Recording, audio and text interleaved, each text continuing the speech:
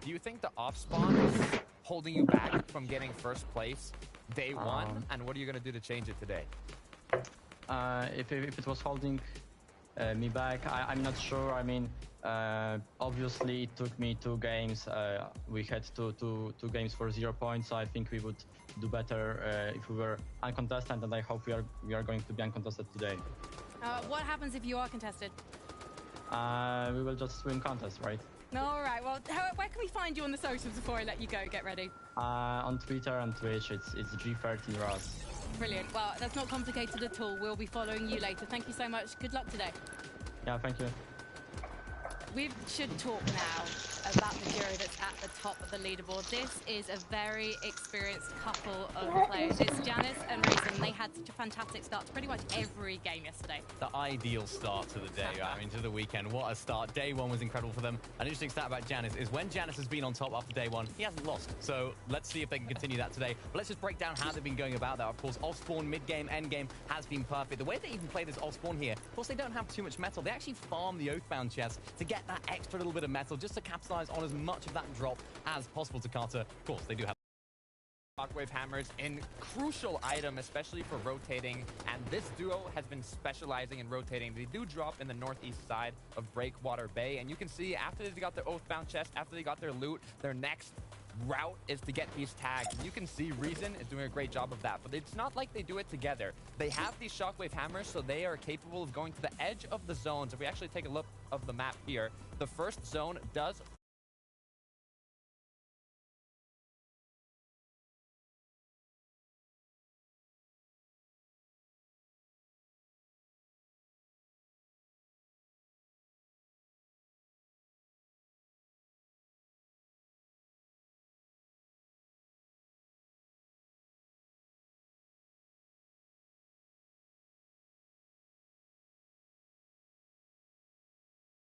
chest. They don't have hammers, so that enables them to have a little bit slower rotates, and of course Janice and Reason can capitalize on that. And this is where the mid-game section comes in, because these guys are really, really good at 3-2-1. And what I notice here, taking some tags onto Vino, they're both communicating. Right, I'm going to take a shot in 3-2-1. Boom, they get those tags, and they're doing such a great job at being split, because of course they do have the Shockwave hammers. They don't need to be together, sort of shoulder to shoulder to pick up these tags, because they can be a little bit more split. They can get back to each other so quickly, because of course those Shockwave hammers are so effective for those rotations. Even in mid-game, it just speeds them up. right, not even just to get together, but also if they want to rotate early or even late. They have options with these Shockwave hammers, and options is what permits you to stay a bit longer here and get extra damage, extra tags for your Storm Surge, and then focus on your positioning after. So it really gives them a little boost. Yeah, what's most interesting about these guys, just in every single zone, the first and the second zone, they're just playing on that edge side. They're, of course, getting as many tags as they possibly can. And even I'll just mention it right here. This is where they're sort of rotating to and sort of getting to this area right there, just to box up and sort of sit behind this hill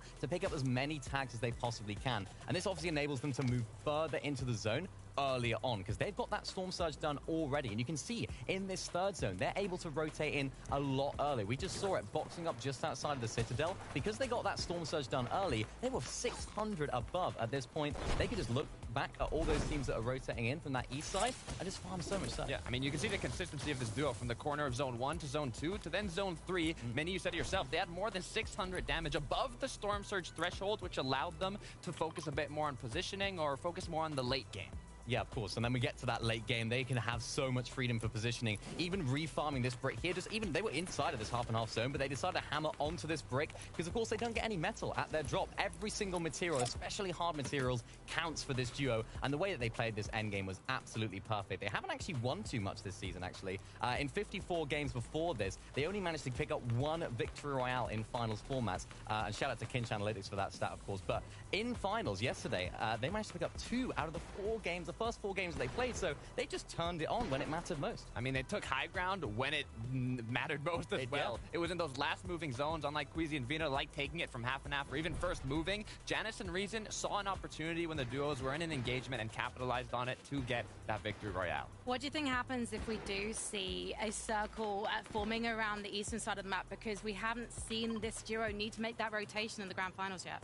Been tough. You know, I think they can do it. They do have the shockwave hammer, so it's going to allow them to be able to rotate a lot more freely. So even if the zone does pull further away from them, they won't be able to do the same surge strategies, but they'll definitely be able to make it. All right, well, I'm hoping now for an Eastern Circle so we can see that theory tested, Jakarta, because I wonder if the lack of metal is going to come back to bite them. But, you know, we've got 6 games to hopefully make that happen. And we've got 6 games to hear the dulcet tones of these two lovely gentlemen. They are your grand final casters. They are 11-2K and Shio.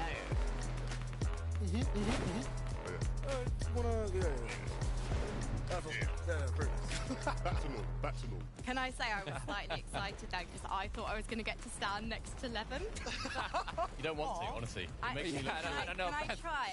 Try it. Am I like a little headrest for you? I'm not even a good headrest for him. That's just embarrassing. I have to wear higher heels. I'm literally wearing heels today so that I could pull that off, and it didn't work. Anyway, enough about me and the fact that I'm too tiny to be on this show, and more about the final 6 games that are coming up. You guys are still saying Queasy and Vino, I imagine. Well, look, these guys presented some great points. I think when you look at some of the teams that did step up, the likes of Giras, the likes of Janice and Reason, I think there's no doubt that those two are the biggest favorites now after day one. Yeah, the 70-point lead is just kind of huge. I feel like that might just be a bit too much to come to for a lot of the other teams who are, you know, starting off things today. Other things than that too, a lot of the teams like Shimoki who are in second contested sometimes off spawn. Gears as well, winning so many fights over and over. That might not be the wave day 2. Well, day 2, as Vina would say, is a new day. So let's get this finals back underway with game number 7.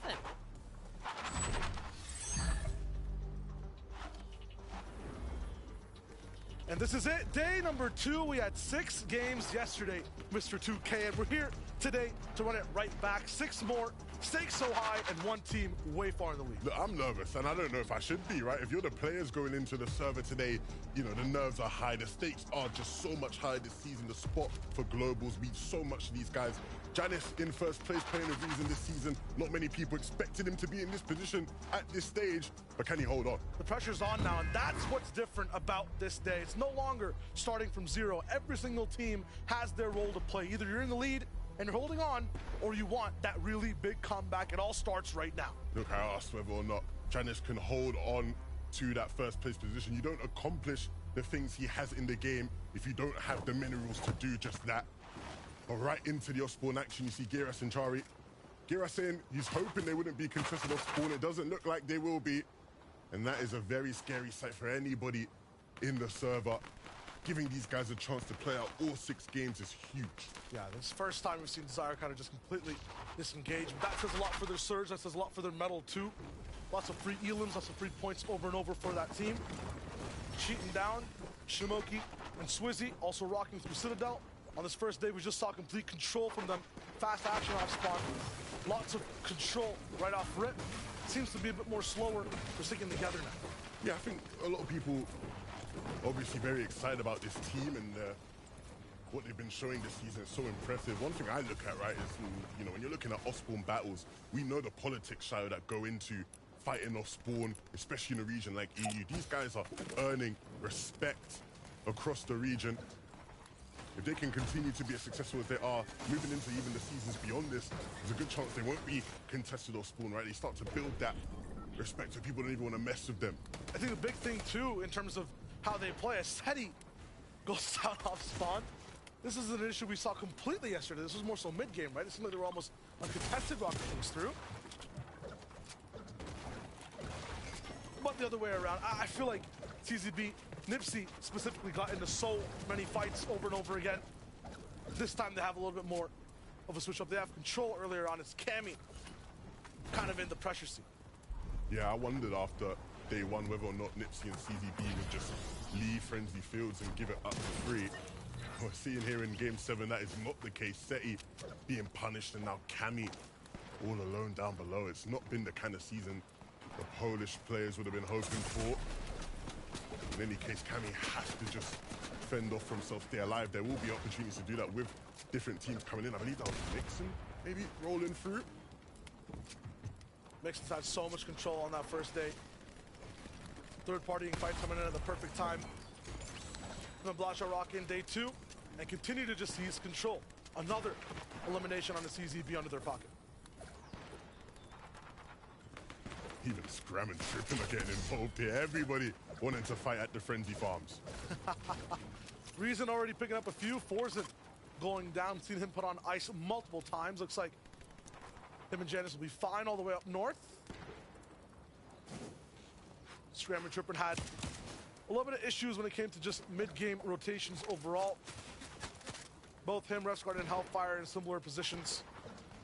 Alongside Trippin inside that fifth zone, moving tight gameplay on day one. But for day two, it's all brand new. Oh, hold on. First place is in trouble. What do we have here, Shio? Reason in the midst of a fight. Not too confident about Gudon gets taken out. Oh, okay, wait, let me calm down there for a second. I was scared. And you got two players on your wall, but then I forgot it was Reason, right? And this is exactly what he does. Two nice elims to start off the game. We're gonna have so much space to work with. Blackwater Bay almost there is completely. Slap shorts. There's our next focus, Tayson and Mustache rocking in. And they had a little bit of trouble in day number one. Yeah, didn't quite expect to see them as far down in the standings as they were. I think a lot of people were expecting them to be a very consistent force throughout all the different end games in day one. It wasn't quite that way. The competition is far from over. You can see Ark and Zach actually now who have decided to leave when they were landing yesterday. They don't want to contest over towards the north. They have instead up to go towards North Snappy, which I don't think is a wise option, as you're seeing them going off spawn. They lost almost every single game to Gears, yes? Like, it was like 4-2. Sometimes it was almost 2v1. Gears in the driver's seat just winning it out as well. Deoxley Mappy, issues as well, just getting bullied on rotation out of spawn, trying to make it towards the end game. And sometimes surviving. We were talking about Shimoki earlier as well. I feel like off spawn, absolutely great the way they just end up working out their game. As a duo towards the end too, I feel like together, they survive the longest. They're always up. I never really see solo clutches so much so from that team. They're always working as a team.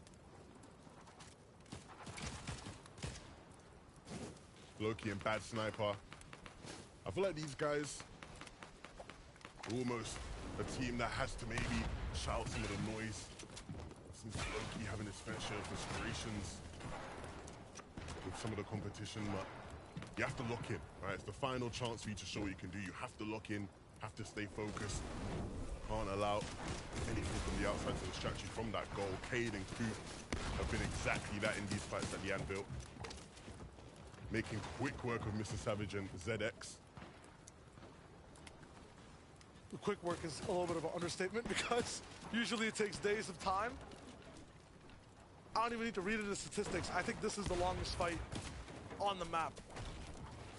Over and over again. It's almost like watching the Shark way back in the old days. People just never leave.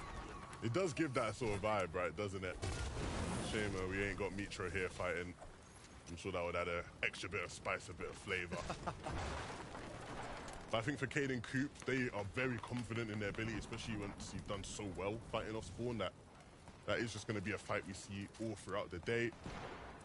I know plenty of Mr. Savage fans hoping they can do a bit better.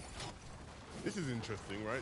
Della and Pixie over here towards Breakwater Bay don't have any eliminations, and I don't see Texas and Axe Force nearby, so these guys may be uncontested all day today. At the same time, I'm wondering, that change, not having that the metal locked in as well, does that change things overall for the duo? Definitely, right? We've seen how difficult it can be for players landing edge map. If you can't get early surge and you get any sort of far zone pulls, things can quickly become a very hectic game. But of course, if it's anything like yesterday, all the zones will pull towards the north, and so they'll be fine, and they won't have to worry about that at all. No matter where the zones do pull, you can expect Thomas to hit nice shots. And Malbuka just waiting, but things just seem absolutely barren over here. A little bit of an even zone overall. Everyone gets a chance to play. Not going to be just north, north, north over and over again like we saw in the first 6 games. And these guys are barely teetering in the top 10. Issues with their performances, I just feel like it just is the zone or the way they're attacking it, the way it pulls once they actually kind of get in. Too much pressure around them, too many duos, and as a result, they can't stay alive. They use a lot of their mats, a lot of their resources kind of run out thin before they get to play the game. Yeah, I think part of the problem from what I've watched is that their endgame fundamentals were a bit off. They were able to make it to plenty of endgames. Once they got there, not quite in sync, not claiming the right space, right layers, as you'd expect from two of the best players. And sometimes their spot is difficult, right? You see where they are based up, right? It was not many opportunities for Surge there, right? So they have their fair share of Surge struggles as well. We had a little bit of a Mustache Malabuka fight, though. That was really fun to watch. Very fun. Towards the end. Fun. Former teammates battling it out is always an interesting battle. That is the team to watch that was just on screen moments ago. Janice and Reason. How they're walking forward. It's kind of them versus EU right now. Teams need to step up, close that point gap. They're about 70 to 80 points ahead of everyone. A very big game, and the issue with these guys for the rest of the server, the rest of Europe, is that they don't really go down early, if ever. Yeah. Usually they're consistently every single game. And I don't think that's going to change, right? So, you know, with that logic, hey, your new FNCS champion, Anderson Reason, let's just give him the actual champions now, right? You'd think so, at least. It's never quite that simple. But it would be very much Janice-like for him to just hold on, steady the ship a bit, not go too crazy by any means, but just make the right sort of plays to keep them in it as long as possible. Because you're right, if they ain't going down off spawn, it's going to be so hard for anybody to close the gap. As good as Swizzy and Shimoki have been, they're one of those teams that is definitely going to be trying to do that and has the best chances of doing it. Why do you think some of these inexperienced teams, when they do so well, falter on day 2? They can have the best 6 games on the first day, same spot, same situation, suddenly they're nowhere to be found. It's such an intense situation, right? You know, you're a team that maybe hasn't quite got the experience on this level, right? Because this is the highest level of Fortnite they will play all major long, some of them all their careers long. Yeah. And you look at the leaderboard and you're like, oh my goodness, we're in the first place. Oh my goodness, how do we hold on? It can be so difficult. A player who has plenty of experience in that regard, though, Thomas HD, Malabuka, we were talking about them just a second ago. We have Taco here on the sidelines to give us a quick update on what they're doing. Well, Levin, it would appear as though Thomas HD is not the only one that's been able to find some success whenever it comes to some surge tags, or at least an ample supply of loot early on. Vino as well. He found an airdrop recently, but as far as Thomas HD is concerned, he was able to actually find a purple red eye thanks to unlocking a hollow chest. But unfortunately for Thomas, he hasn't had that much success in terms of actually scouting the area from high ground. Unable to find those surge tags could really limit his positioning and rotations later on. So curious to see how it works out for them. Thank you very much, Taco. I think one of the problems, right, when you're in a spot like where he was positioned is when zone doesn't pull in your favor, right, a lot of teams are going to avoid those sort of areas where they know players are going to be based up. So the later you stay to look for tags, the more you actually derail your game, right, and make it more difficult for you to get to zone and get the kind of damage you need. What do we have here? What do we have here? Janice and Reason, you know, just where the opponents are. I think, at least. I thought they're going to run right past them. No, they're definitely trying to find them. 1000%. Janice looking at every single outside nook and cranny. Bulls keeping calm inside. I don't think either player wants to enter inside the building in the facility. That could spell disaster. They have a long ways to go for zone. No, they definitely don't. Yeah.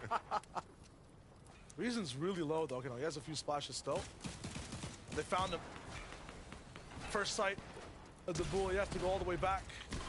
Looks like Vexy had some shield. No, it's from the chug keg right below. I thought that might have been a storm knock and they get a free elim for themselves without even having to fight. This will be a hunt down, though. Funnily enough, I think Dubuel tried to do the queasy chug splash play and like almost bait that Vexy was still alive by just constantly chug splashing. I think at least we didn't see his POV, so I can't be sure. But if that's the case, it's funny because Janice and Reason did not buy it. They were like, nah, you're not greasy, bro. Absolutely no chance. Stays the Endelex. Odd one, I believe, to be able to have the Shadow Bombs in play. Classic item that we all love, and they're going to be able to use that to get straight towards the zone. I'm wondering if anyone really has forecast too. I believe we had to have seen a few plays from it. Some rotations, crazy rotations we've seen where people are going all the way across and around the map. Like Wheezy and Vino. Off the rails, in the water, suddenly on the south side of the zone. Now those, some people might not have insight as to where the next zone is. They're forced to fight. Floki hammer straight towards the sky. Redeploy to cancel it out. The user duo up inside the box. Every time I see them, there's chaos that follows all around. They're always in some sort of situation My where goodness. they're just trying to hang on to the game by a thread. Really nice shots from Floki there, just to keep them above that surge threshold. Needs to be a bit more alert as user is going to continue to fight until the very last moment, and they'll make sure that moment is now. This fight's still on a timer. Although they've won, just 20 seconds till they have to move again. And this is going to be a little bit of a far rotation. Slow on grass, a few mountains and rivers in the way. Scram Tripper issues again, trying to find Surge. They elect to go for box fights. It's going to be fine as everyone starts to move through. Just 100 above is not really going to be enough. Vortex and Belusi really good at being in these pressure situations, causing everyone to jam up and then leave. Force them to fight and pick up the scraps. Yeah, and I think if you are scrapping Tripper now, as you try to get into the zone, you have to prioritize somewhere where you can just get a lick of damage, and this is exactly what Scram won't want, to be in a position where they're taking damage on the way. They only got so many chug splashes. Shamoki and Swizzy on a different side of the zone, but still a similar problem where they have such a ways to go, way above on Surge, so they won't have to deal with that. They just have to focus on getting in, but not many mats to Shamoki's name. That's why he's just going to farm this brick here, try and max out as much as possible. Very different flavor up in the north. Lots of duels that were down yesterday having a chance to just play, as so many players have just left and found a few new spots. Jaggy Boaz, I think, 6 for 6 times. They don't really want to fight off spawn. Shamoki, Swizzy now have to deal with that extra duo in front of them. Chawa on the left as well. Allow the shockwave hammer to kind of make a big boom, but you can see the distance in between all these cliffs. It's so hard to find your next spot that's covered. It requires so many mats to build protection, and the elevation as well. Absolutely disastrous for Shamoki. Swizzy barely taking any damage. But since Shamoki is the front man, he takes that fire over and over again. Zone not doing ticks that are too disastrous right now. He'll be able to possibly get that res, but they have such an obstacle course to get into the zone.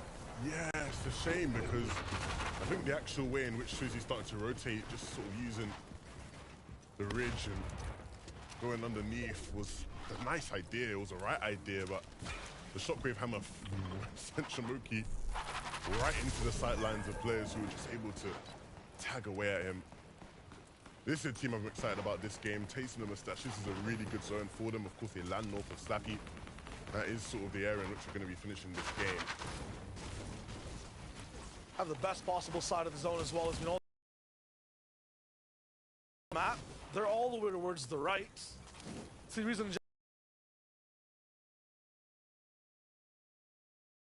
Yeah, they still do need to do a bit of damage on Surge, though. Tasting the mustache weren't too comfortable in that respect, and so being on the dead side may cause them some issues later down the line. This is going to be a solo clutch for Swizzy. That matters a lot. Best placement so far on day one is this duo. And it's kind of uncharacteristic to see one of them down in this point. Not really their norm. Yeah, they're very good at staying together and making it to end games when given the opportunity. And this would be a really unfortunate way to start the day. Right? You always want to start how you intend to finish, especially with momentum being so high for those guys. We're seeing a difference from Giras and Chari as well. No eliminations under their belt. Usually they rock them with 2 and a bunch of damage. We'll see Surge lock in again. This time they're not focusing on playing super passive. Slowly inching up, going for a few shots. It's Pixie right next to them with Dilla, but not going to find too much just yet. They're going to be all the way on the ground and still finding shots horizontally. This duel is just so adept at knowing exactly where to look.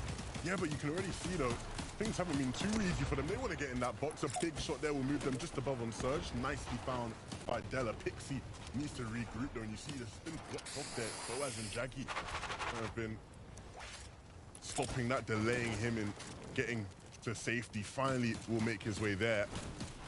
But today they're playing a different game, Shine. We're going to see that from not just them, but from Giras and Chari as well. They don't have the early surge sorted out. They're rotating to a side of the map today that they never had to go to yesterday. They didn't even see Stucky Shores yesterday. Janice and Reason, they're not looking as shaky in that regard because, again, they've done this. They've been here, and they hold the keys to first place. Locking on that side, and I have to believe they must know something other people don't.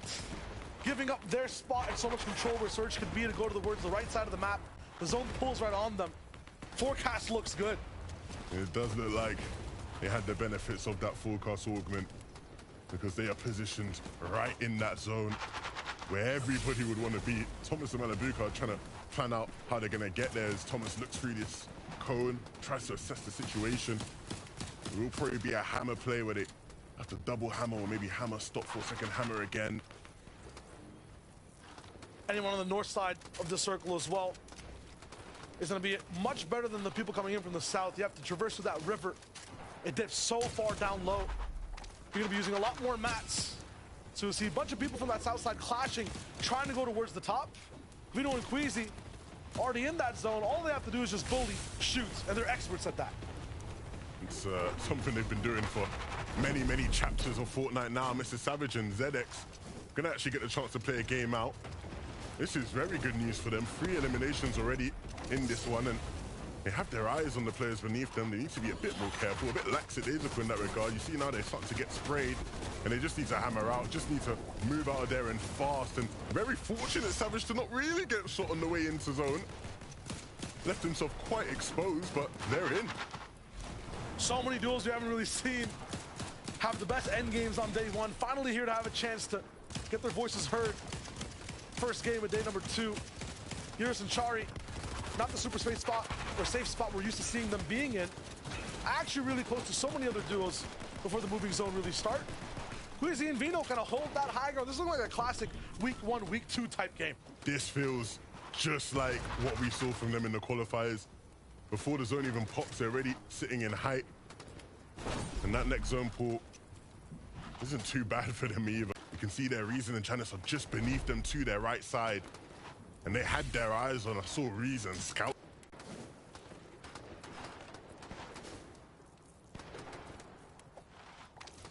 Janice though, paying attention to the players down closer to their layup. That's Tayson and Mustache, took some tags at.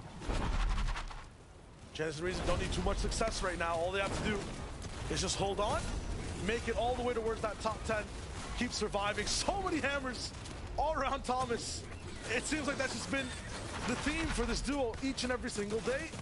Everyone rotating around them, causing them so many materials. Dylan and Pixie want that high ground too. They want Queasy's spot.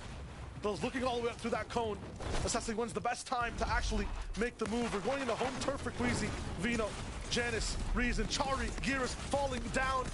It's at the top 5. They will not be able to cement a few more points for the rest of this game. Mustache actually looking towards the skies with Tayson as well.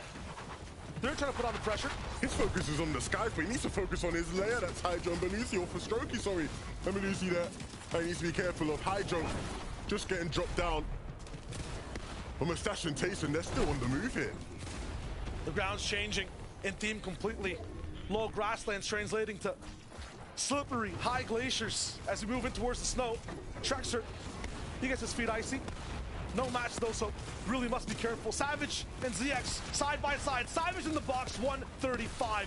Business as per usual, but his teammate down. It's all up to him now. Caught out from behind. ZX had no idea what was coming, but Savage reacted well enough. But will he have the solo performance needed to start pushing themselves back into this competition standing? He's going to keep moving down on low, running low on mats as well, and so has to start thinking about a big shot. Tayson is nowhere to be seen here. Malabuka and Thomas. Revive, will it happen? Zangi won't let it. He has to hammer out.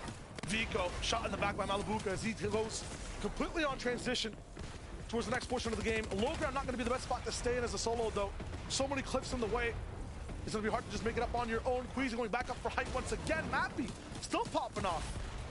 He's had so many eliminations so far. Him and Diox are just going completely ham right now. Seti up front as well. Had Cammy up, it looks like at the start of the game. 114 to the head, but it's not going to be enough. And again, players just getting caught out from behind. Nobody paying attention to the cues. Zara, Zangi, they're fighting for height though, and the area this is going to cost him. He can't quite stay in. And they have an effect on high ground. Queasy and Vino down. Savage picks up Vino, and it is Pixie that stops Queasy. But Zara's not done. Him and Zangi had a game where they were looking really good on day 1-2 on this high ground. They don't want to stop, and they have control. All season long, they've had it easily, nobody contesting, but now Zara and Zangi here in Game 7, they're the ones to take it, they're the ones to fight for it. Mustache and Tayson still in this one, the backside of zone, not many materials, praying, hoping somebody walks into their sights. And for a moment, I think Tayson just maybe has found what he wanted, a player. Zangi, in fact, from height, has dropped down, been knocked down, and so that's going to be their lifeline in this game. Might have been fall damage, might have been hammers all the way from down below. Malabuka is the one to have that effect again. Is it up against Mustache? What a shot off the Banyak! Insane! And he goes straight up again. It's another 1v1, and Malabuka can't slow down. Up in the air. Not this time, though. He gets stopped. Kyrie sends another player straight into the storm. That is Mustache, as he's also last alive. Tayson, he has to connect, he has to hold on, and Mustache will come through to clean things up.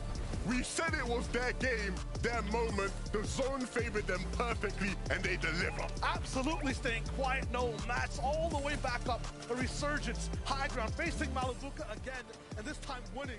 This duo's looking good today. We wondered when they were gonna finally start to show up, finally start to show why they are regarded as one of the best teams, why they came into the tournament as some of the favorites. And here in this game, they did it. I love the way they played this. So down low on mats, right? Back in the zone. We've seen them struggle at times this season in these situations, but keeping their cool, holding their nerve. Look at Mustache here, getting knocked all around the place, but he didn't lose focus, didn't lose concentration. Shayo, he got his revenge against Malabuka, right? He got a repeat of the 1v1 between him and Malabuka in an endgame. This time, he wins, and this time, he wins the game as well. Game 7 goes to Mustache and Taste. And how important is that as well? You know, kind of in the top 10, kind of middling and being the same as everyone else. Homogenous completely, look the same as everyone in points. This is the best way to stand out. Yeah, big game for them. This is going to be huge for their rise in the standings. The best person to break it all down for us is Frank.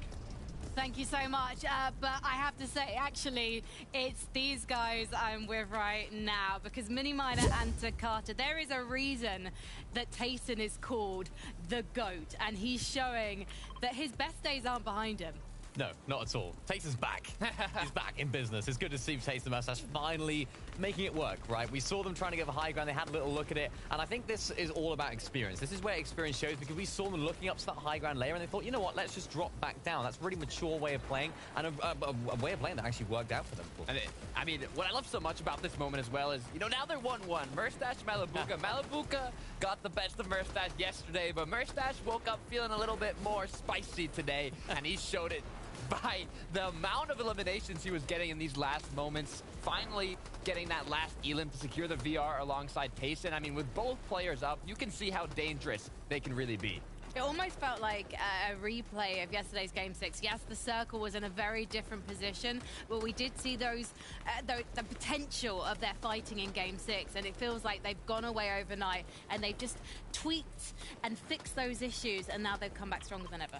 Yeah, the zone definitely helped them there. Of course, we had so many west zones yesterday. Now, finally, an east zone to have a look at. And, of course, they made it count. It's one thing getting the zone on your favor, but if you can't make it count, then what is the point, right? But these guys are so experienced. They're very, very good at getting those Storm Surge tags early. We've seen them getting Storm Surge tags on the south side of Slappy. They have been rotating out a little bit later, of course, when they're going to that west side. Now the zone is on in their back garden. They can just play and pop off. Right, and this is a boost in momentum for the duo. I mean, taking a look at the standings, they were starting off in the top 5, but now with that victory royale, they're in second place with 315 points. This duo is going to be on fire today. It's an interesting one as well, seeing Thomas and Malabuka move up the rankings. They were so good at playing for placement yesterday, but they're a little bit low on limbs, and it feels like now they're starting to find the groove. Trying to find their groove, but again, it's back to normal. It's solo clutches. That was the storyline that we set up yesterday. Malibuka, Thomas HT, two incredible players in their own right as solos. And again, they had to bring it all out. Malibuka had to be on the ball here because he was, again, clutching up as a solo. Took out Mr. Savage beautifully on that low ground layer, and this is exactly what Malibuka's so good at. We talked about his solo prowess, his solo ability at getting victory royales. Of course, he held the record, I believe, in the solo victory cup with 5 wins, only to be overtaken today. But of course, this is a fantastic on match there, actually, with Malibuka, but a fantastic end game from Malibuka, and he just shows his experience so well. Is it going to be enough, though? I mean, in the qualifiers, Thomas and Malibuka, they made it to third zone in 18 out of 18 matches, but their issue was the late game. They always got split up and ended up having to solo clutch. They're going to have to play as a duo if they want to take that #1 spot. Now, although he popped off here, Malibuka got his big game, I want to see more consistency from this duo in the late game, both of them being up, because I know they're capable of getting that first place spot. I think that we might see them take a victory royale before the end of today. But there's another duo who got 2 victory royales yesterday, and they're still showing no signs of slowing down. It's Dallas and Reason. Janice and Reason. What a start for these guys. Of course, not actually ending up in the best way, but of course, off spawn, they had 2 eliminations straight off the bat. They had a third one then again, and these guys making a really, really interesting rotate that we're going to break down in just a moment. They are so good at picking up eliminations off spawn here, because even though they were uncontested yesterday, we may maybe raise a few questions as to whether they were going to be contested. Now that they are contested, it's fine. It's back to normal. They can handle it. It's fine. Reason's too good. No problem at all for this duo. Contest me if you want, they said. Now getting those quick elims. We can see this is actually the rotation they did. So now that they had the Storm Surge with those 3 eliminations, they said, okay, instead of going through the zone itself, let's go out of the zone. Let's go as north as we can around the mountains, take some storm damage, and get into zone safely. But not only get into zone, let's get to the dead side of zone, the least congested side, because we don't have to worry about Storm Surge tags. We just want to worry about positioning and conserving our materials and shields. Yeah, so let's take a little look at how they, of course, went about this. This kind of reminds me of Chapter 3, Season 3, when Janice and Vidil won, because Janice was doing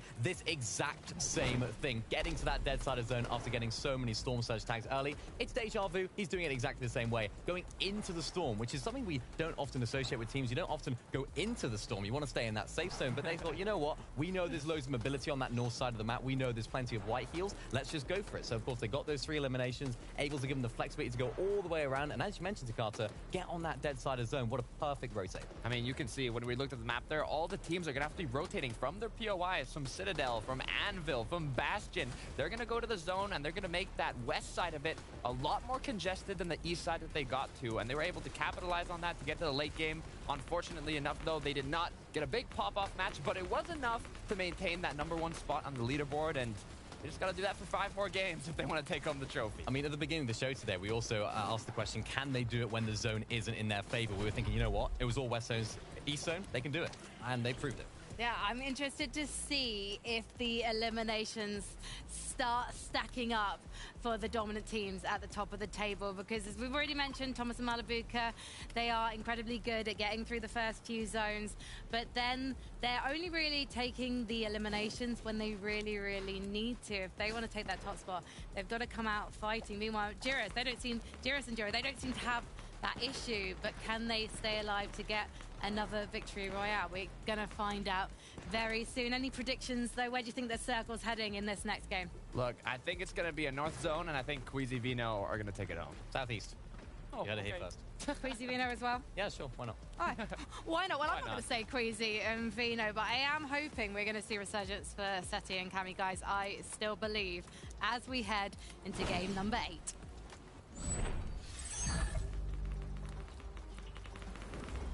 Game number 8, and the difficulty of the lobby, the stakes seem so much higher on the second day. That was very different, in my opinion, from the games that we watched yesterday. 11. So much more action earlier on. This time, so slow. Yeah, I think it was a great example of just how much the zones can actually impact how these games play out. I think the first time we see an East zone, whole different flavor to the lobby in terms of just who's really in there, who's really having a say in how these end games are decided. I want to see more tasting of Moustache dominance personally. Absolutely. That looked very patient. That looked very methodical. And we could see from their perspective how they reacted to every other duo inside the game. A nice, very, easy, efficient retake towards the end as well. A lot of other duos, I feel like, Levin, thrive in that chaos. They're not as premeditated as Taste and Moustache. Yeah, and I think as we head into game number 8, the key for a lot of these players will be to not lose your nerve. make sure if you are one of those lesser experienced teams higher in the standings, you use this game to get back into your rhythm, back into your flow. I think the biggest problem and the biggest hurdle for those teams in that regard will be some of them, like I said last game, they're almost playing a whole different game today, right? They're not having the same circumstances, the same setups that allowed for them to have success in day one, and they're struggling to deal with that here in day two. East side, also just a big environmental test. You have to basically play 4 different Fortnite games while playing a different game, like you're mentioning. So it's an ultimate challenge. Business as usual in terms of what's happening off spawn for a bunch of these southern teams. It's north where there's a big change. Reason down to 1 HP. Hold on. And it looks like for the first time taken down. Gutenberg cannot find the finish in time. Siphon there. But Janet's had the few shots already. 8 HP. Wait just a minute here. Forzen, Medkit and bait, has the loadout too for spam and close range shotgun. This is going to be a very tough fight for Janet's to finish. And it's going to be a 2v1 to play too. This was the banker, this was the master plan, this was the one that couldn't fail. We said they wouldn't have any problems or spawn, and here we are in game 8, everything's gonna ride. Janice should not be here in a situation where he's thinking, am I gonna be able to survive and get Reason rebooted? But Forzen and Guden have completely turned things on their head. I thought this would be absolutely locked in for Janice having trouble, complete trouble now off spawn, but that push, just the sound of the builds, although it's a nice fight from Guden to start, Forzen cannot stick that res completely. 1 second off towards the end. He has to take his time. I want him to use his medkit, because just seeing his HP so low is, you know, putting me on edge. But this is a big, big hurdle in their pursuit of holding on to first place. Pixie's seen the elimination off rip as well. And he's hunting. Leaving Blackwater so fast. They're chasing Janice down, trying to find some way to get involved in this early fight. Wise and Jaggy as well. Record time of staying alive. Usually this fight is over in a coin flip. Yeah, it's interesting, right? Because Fred and Marius did have a fair share of success against them. But it seems like Jackie and Boaz have actually started off today a bit more confident, a bit more in their flow. Of course, first time FNCS final players. And I think maybe, just maybe, that first day where things didn't quite go how they wanted, which may be an understatement, has allowed them to sort of come into today almost carefree, right? Not applying that same pressure they would have applied to themselves in day one. So key, the mental games that go into competing at the highest level of Fortnite. Of course, you've got your tactics, you've got your strategy, you've got your actual skill in the server, but is your mentality on point? That is the difference maker between the best of the best and everybody else in these lobbies. Della and Pixie over here at Breakwater Bay. They're actually going to be in a bit of a fight there against Forzen and Guden. I'm sure they're wondering, hold on a minute, that's not Janice and Reason. It's not normal for them at all. And that changes everything in terms of who has control and who's consistent coming top down into the zone. They're really delaying this fight as much as possible. I think that's the switch up. And Boaz and Jaggy, it's looking to be going the same way though in terms of who's winning and where the pressure's applied. Fred and Marius will have to work for this. That's just the issue. So much more time invested. They're not in zone. Good tracking over from Fred. And with a little bit of hesitance, or turbulence, I should say, he ends up winning the fight. I've become a bigger fan of Fred throughout this competition. I feel like game after game we watched him and he just impresses me so much in just how he deals with these situations in the early game. So consistent, so assured in all of his decisions and all of his actions. Clutch when needed as well. Janice taking a different approach to, I think, what we're going to see from a lot of players in this lobby. Going for a quick little swim, cooling off. What does he know? What does he know? What is out there that we don't know? Something out there. Sleeper Cell that just has like another reason inside that he can pick up. Don't be surprised if he finds him somehow at the end of this game as alive as a duo. Our winners of the first game tasting the mustache there. Looking fine over towards Snappy. Gonna be farming up all the plenty of metal that's available to them there at Faulty Splits though. Faulty Splits has been one of those spots this season, or it's been the spot this season where you just have so many different teams. I wonder what this season would look like if people just decided not to contest there and it was just one team that landed faulty, I'm sure they'd win every event. Such a strong POI, so much loot, which is why so many different teams contest. But the problem is when you get all these teams contesting, it becomes exactly what we're seeing here on our screens, an absolute mess. It's not the worst, too, especially if that happens. You still might have a chance to be able to get out of that chaos, but then the biggest issue is the zones we've been seeing in EU week after week, even in these finals specifically, so far away from fault. You can't even spend time trying to assess, organize what happens off spawn in your POI. Malibu and Thomas this time taking no chances as they rotate. And on that last game, got pretty deep inside of the game. Still looking for that old sense of control from both Malibuka and Thomas when it comes to either having height or just really good claiming of their mid-ground lair. It seems like right now they're still just getting tossed completely. They're just trying to survive up until the final 1v1s or, you know, the cleanup solo clutches that happen.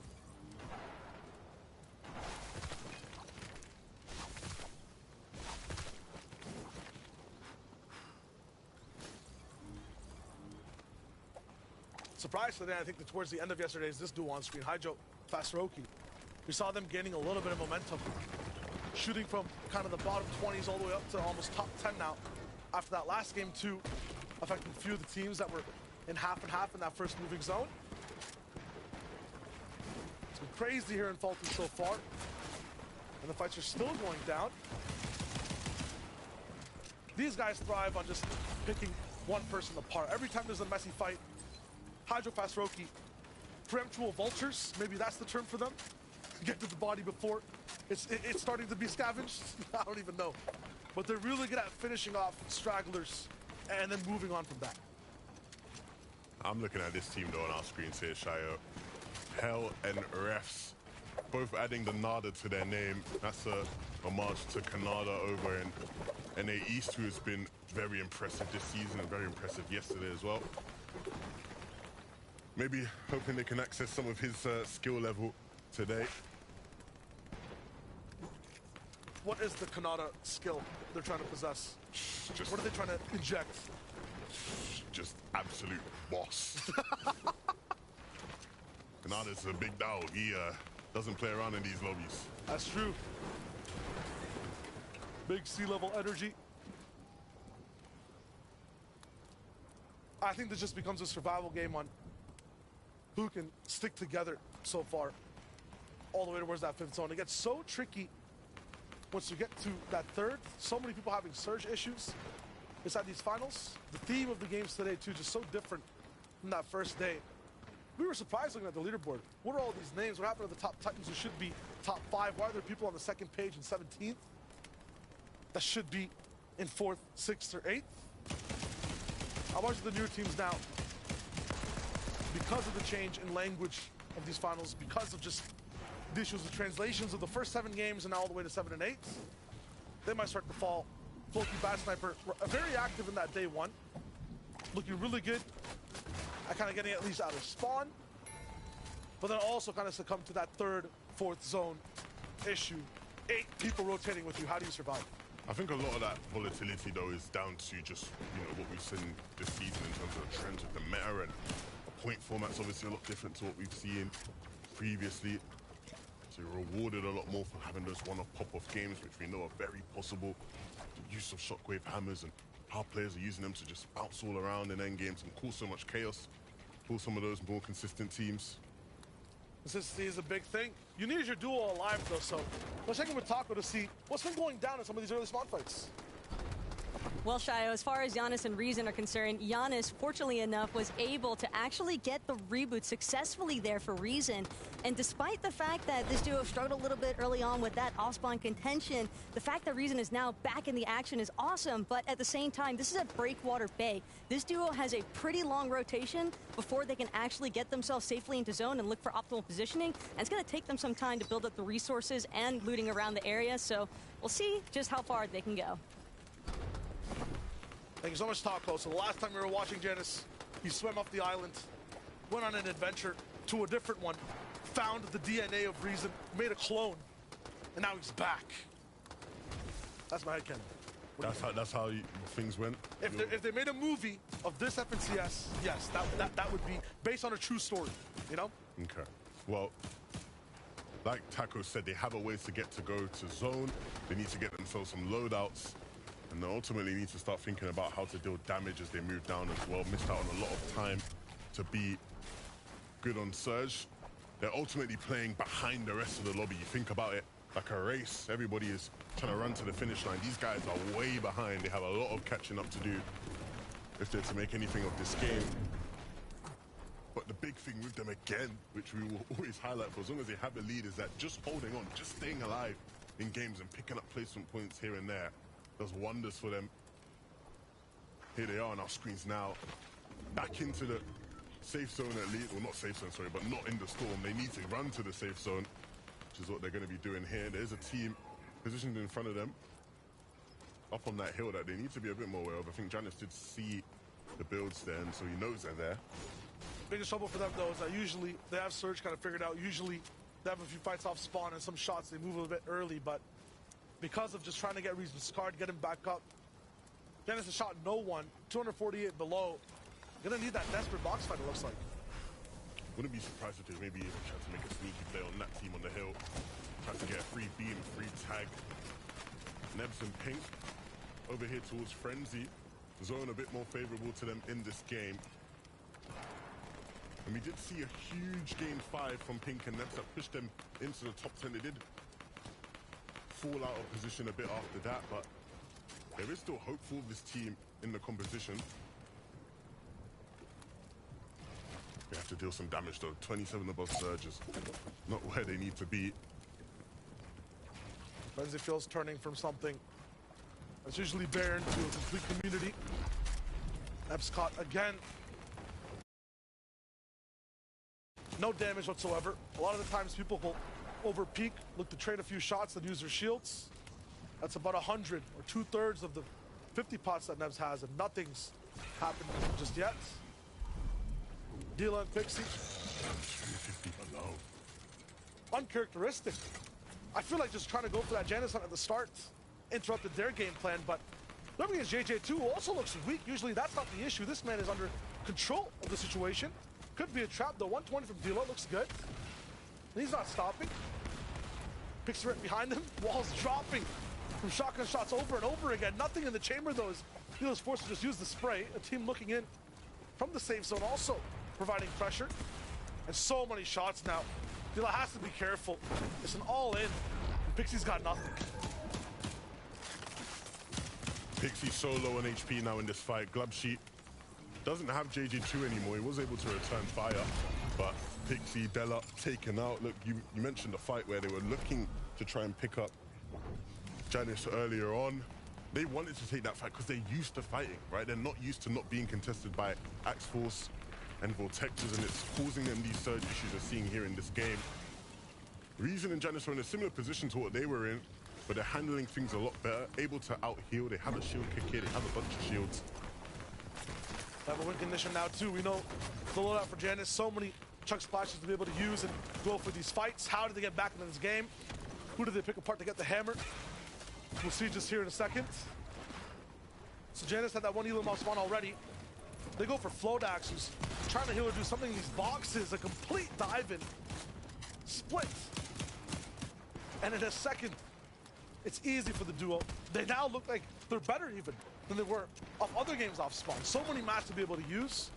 Janice already has the loot from the entire duo. Now they picked up a few more from Flodax. Still very much in this game. They just won't allow themselves to be taken out of this race by any means. You see the investment from so many duos.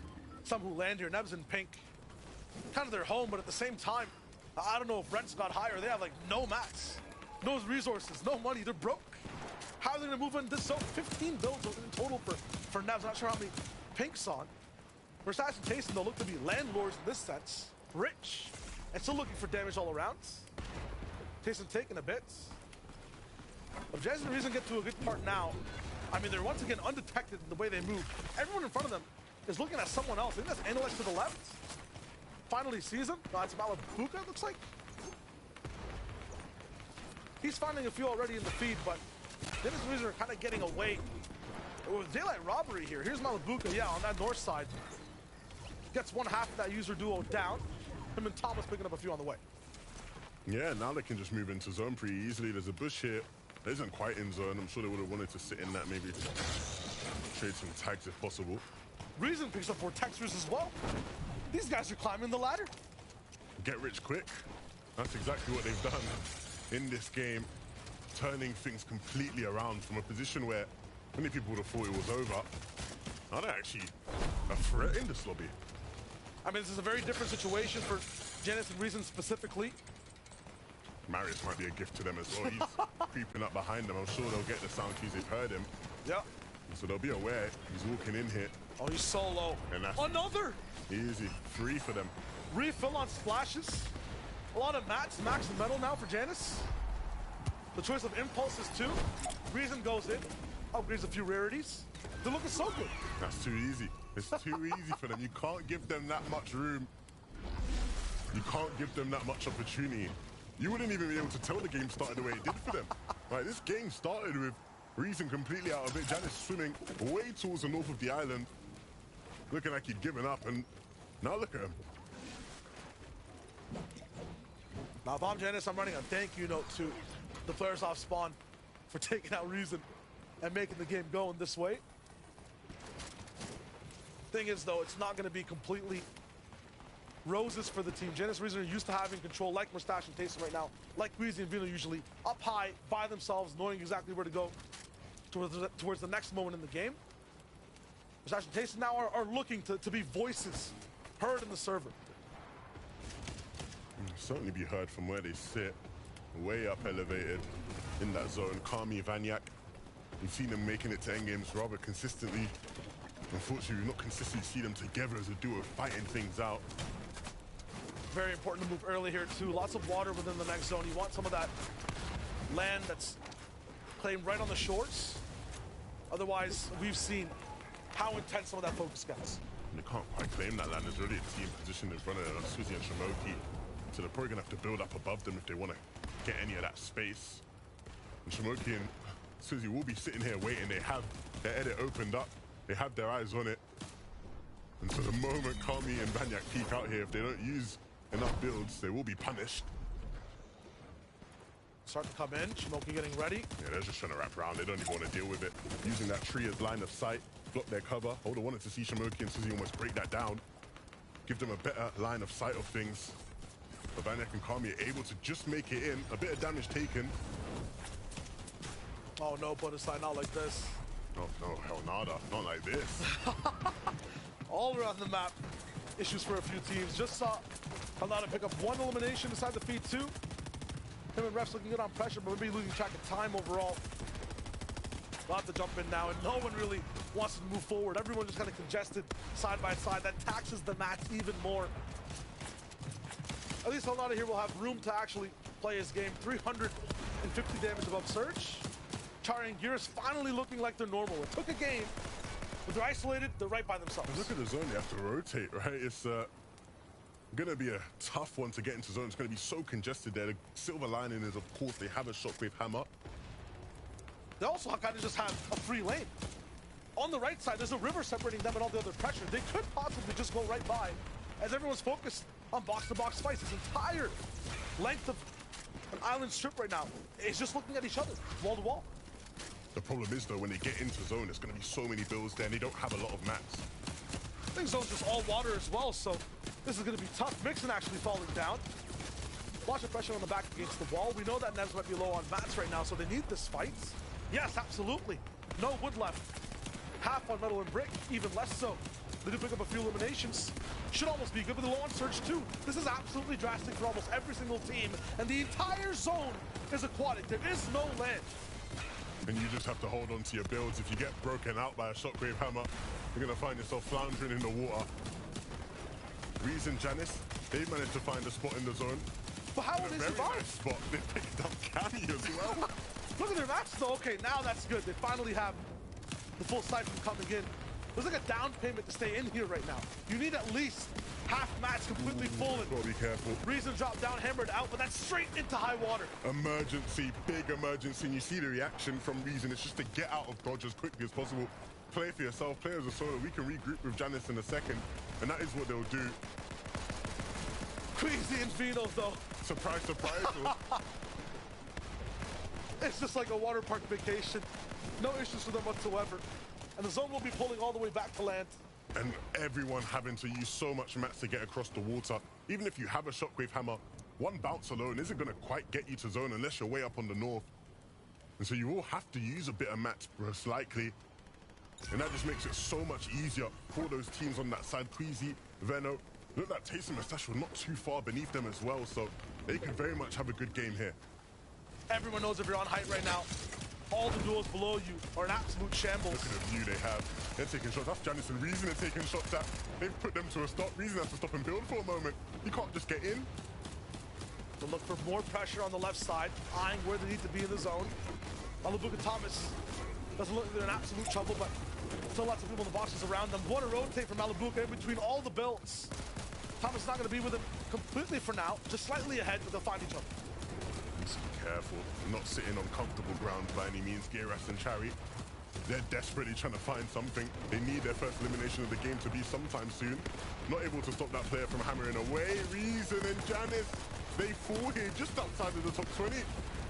Chasing the Mustache though, they keep moving. They find a refresh, and that is so crucial. Those mats are going to go such a long way for them as they now start to make their move, as the zone will pull again. Savage and ZX also inside this game have one of the best positions to be able to play from low ground. Shimoki and Swizzy have to play catch up, but the most important thing is they're together. Double hammer there too. Shimoki, a very good adjustment. He's gonna be right beside Swizzy once again. They'll be able to keep firing. Lupchi though, kind of almost by himself. They got no mats. They have to go for an all-in. They have to find them fast, but a player right behind them. That's El Nada, still in this game. He was looking like he was going to be out a couple of minutes ago, but now he finds 2 free limbs. Savage, ZX, do they know they're going to have to start rising? The zone's moving up. Everybody has to elevate here. Trouble in Paradise Route for Tayson and Mustache. Had so much control. Now Mustache down, all Tayson to go for this clutch. I don't see a hammer though, so there has to be manual movement. Interrupted towards the backside. Tires punctured. This vehicle, this behemoth is slowed down. He might have to get that thing off the road and just sit for a moment, refuel. Queasy, Vino, it's so easy for them though, as everybody is squeezed beneath the zone, underneath this hill. They can just chill from above. Savage trying desperately to stay alive. ZX nowhere to be found to help him. He just has to play as a solo, and still nobody really causing a challenge to Queasy and Vino. 2/3 of the lobby filtered out by one clip. Neb's barely just surviving. Vino and Queasy have not stopped shooting for the last minute in a row. Neb's finally making it in, somehow with Pink alive. They made it through that great filter. ZX and Savage, it's just ZX. He's finally down. 4 Elans for the duo though. They're looking good. Malabuka and Thomas somehow have survived that chaos too. They were on low for quite a hot minute. 5 different duos now alive. They go all the way down towards the left off the cliff, have to try to make it back. Zangi's also somehow camouflage, makes it all the way to low, but Queasy finds his head too. They tried to go for high last game. There will be no thought about that now. All it is thinking about staying alive. Zara needs some mats. He needs Zangi to build for him. Things starting to cool down for a second, but that just gives Queasy and Vino even more time to finish the master plan. Pink eventually falls. He gets taken out by Thomas. And Nebs now as a solo also going to fall at the hands of Zangi. These two, though, they've controlled the low ground. They've dominated everything here. They're siphoning all the Elans for themselves, squeezing now no materials whatsoever, so this might just be the Thomas show in just a second. Shimoki exposing himself on the left side. Zara finally going down. Queasy has some time to delay and a few builds to hide behind. Vino finally looking in, but once again, they have no control. Vino's the only one with mats to be able to play. Thomas has picked up both eliminations. A tree in the way, could be able to split a few mats for Queasy to use. It's final 2v2, and Malabuka is going up for it. A little bit of control, but look at the cost for it. A big shot. He's gonna get it off. Vino taking the damage, but Malabuka will go down. They find each other once again. The same tile to use. Queasy's now building for Vino. Thomas HP advantage. Queasy from the backside, and what a win.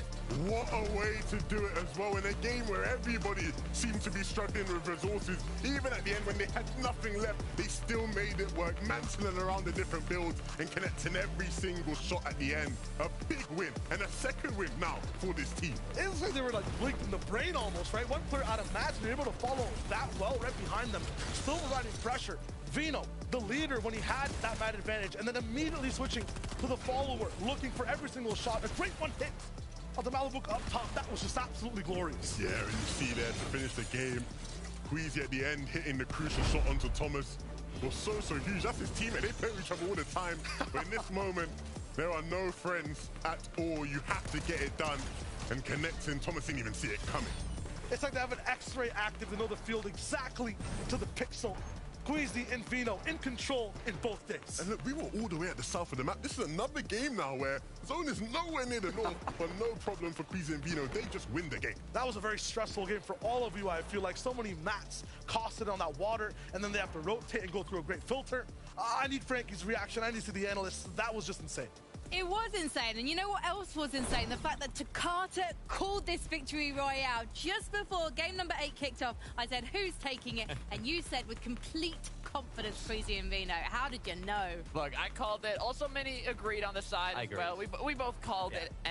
Messed up a little bit on the zones, but what matters is they got the victory royale. Queasy and Vino, we know they want that first place spot. We know they want to lift up that trophy, so this victory royale, it's one step of the way. And what's most interesting as well is they actually did it in the same zone yesterday. It's a very similar sort of zone they actually did it in, which is so far away from their drop spot. And again, it's deja vu. They've got a victory royale from high ground in that exact same zone, and this is just perfect stuff from Queasy and Venno. What I find interesting about the way that Venno's playing this as well is he actually picked up one of those tactical assault rifles midway through this end game, and he actually just uses that to keep applying the pressure down below. I think this was the elimination where he actually managed to pick it up, and this was so crucial in applying all of that pressure. We can see it here, using all of that light ammo to make sure that nobody down below even stood a chance. Queasy with the light ammo, or Vino with the light ammo, Queasy with the medium ammo, splitting it up to make sure they can shoot for as long as possible. I remember Shayo said it, they were raiding from above for over a minute on all the players down below, and it seems like they kind of enjoy rotating far from the POI, as now, like you said it, Minnie,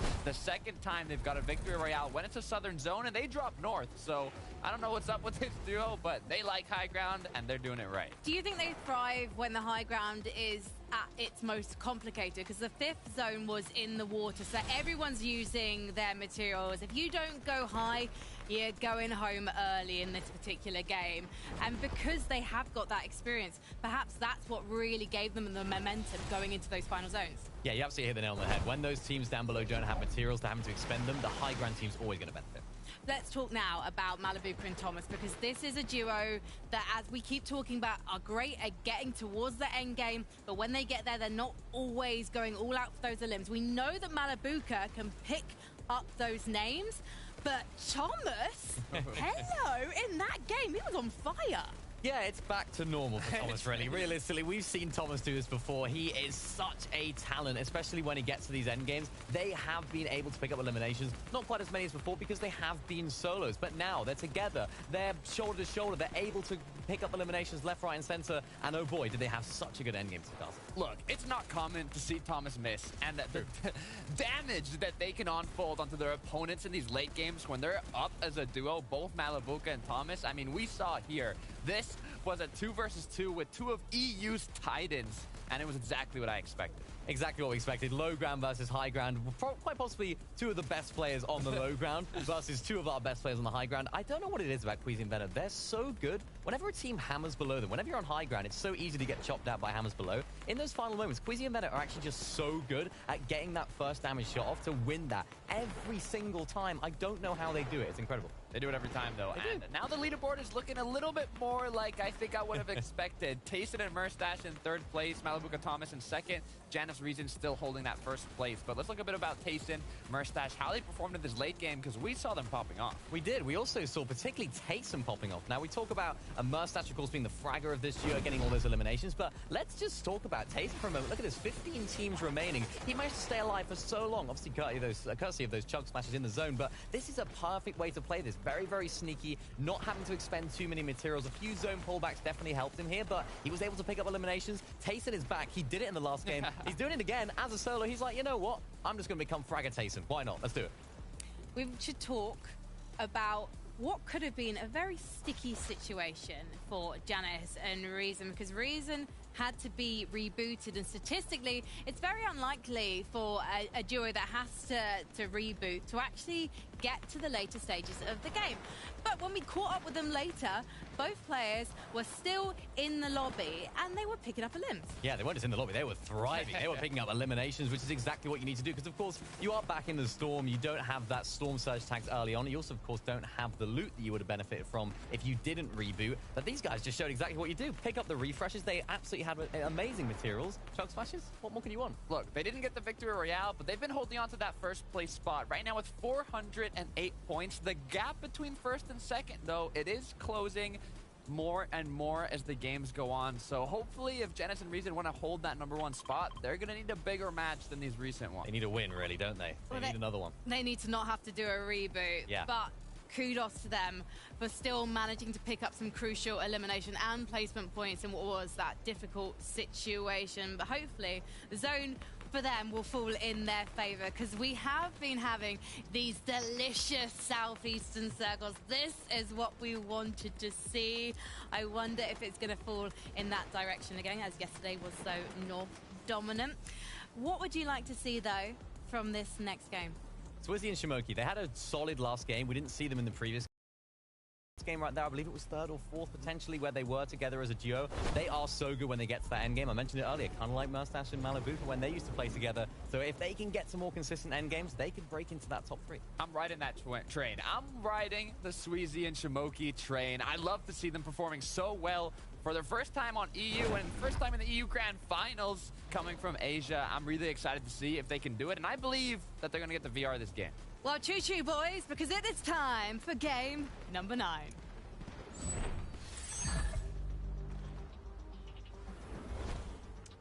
There are not many more games left to finally make your mark in this major.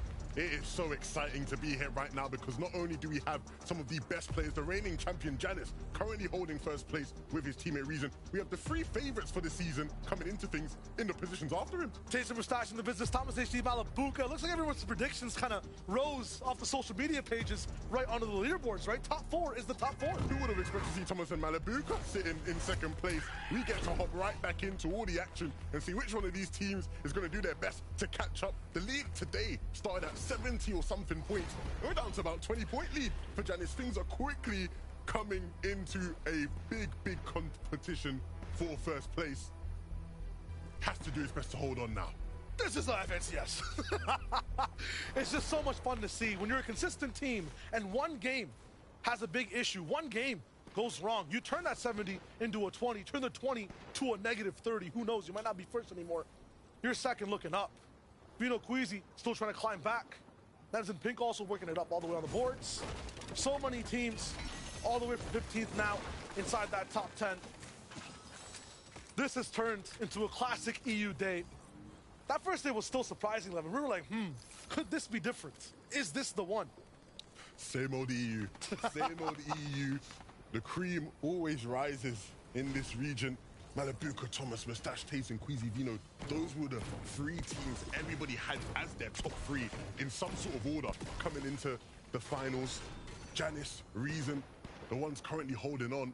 And then in 5th place, right, another very exciting team, Shimoki, Swizzy. These guys, a team from a new land coming into EU, performing so well. This is one of my favorite top 5s we've had in an EU FNCS final. And of course, there's still so many more Fortnite to play. We're not done yet. Not at all. And the big thing too, past the top 5 as well. Day 1 is not too far away. Usually we see that first day's effects completely gone, lost in the bottom 40 maybe, or in the top 30. We have Giras and Carey right there in top 6, very close by in points. The Day 1 almost pseudo leaders, right? I know Janus and Reason were in the business so far ahead, but they were actually setting pace more than anyone else. They were the surprising duo that came out of the gate and had that throne sometimes. Also have a chance to cement their names as basically becoming legends of their own right. Pablo Wingu and Bevies, who I still think have the most impressive performance out of the week so far. The week 2, absolute hurricanes. Haven't found their aggressive angles to be the most successful inside the grand finals. But it feels like, at least in this game, they got a little bit of a spring to their step. Yeah, they've not quite found the form from previous competitions, but never say never. It's not over till it's all said and done. Stopping the tracks for now. Sythos with the name change too. Dark Desi. Everybody trying to access their inner hero, inner villain in this case, right? Going to the dark side. What does that entail for his performances and the way he plays today? Looks like Malabuka and Thomas HD did something with the dark side. Looking sinister in these first two games. They're finding the spots they love to be in. They've climbed so far. What was it, 9th or 7th, and now all the way 2nd place? 20-point deficit? Huh? Did we miss a game? We must have missed something. I don't know. I don't know how this has happened. But I'm not complaining, not one bit. These guys are so eager, so hungry to show off what they can do and to prove to people. Thomas HD, one of the greatest Fortnite players ever, still yet to win an FNCS. That is going to mean everything to him, to all of Denmark as well, all the Danish fans cheering him on. And he's very close to making that dream a reality. Just has to play 3 more games of Fortnite. The zone's a classic one where Janice and Reason can continue to rain terror on the rest of the lobby, and at the same time, Huizi and Vino can look to control high ground once again. Go for a win. It's the same zone that people on screen are seeing right now, the likes of Steve, Fasroki, Haijo. A lot of the players who are 20th to 30th in the lobby are having trouble with in terms of rotations towards the next portion of the game. The rest of the map has to move. And that east side can change so very fast. River's in the way. The mountainous snowy region, you have to make adjustments fast. Could be different game after game. The one thing that's the same every time is Anvil Square. Just saw Coop with his duo rock in. ZX down now. That fight's going on over and over again. Thomas and Malabuka, business as usual as well. Never really interrupted in their looting path on this north side. Yeah, these guys are consistently making it to end games. It's just about what they do there in end games.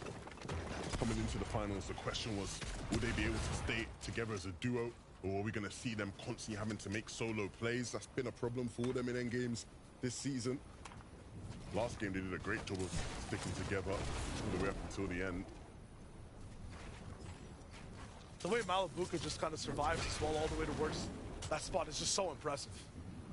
Della and Pixie, though, right? They aren't able to fight Axos and Vortexes off spawn, and so they will be very eager to get this fight out of the way against Steno and Lucia here, because this early surge could work wonders for getting them back into contention. This was a team, by the way, who coming into today we thought maybe had a chance, an outside chance, albeit, of winning the whole thing, but not having early storm surge is really hindering them.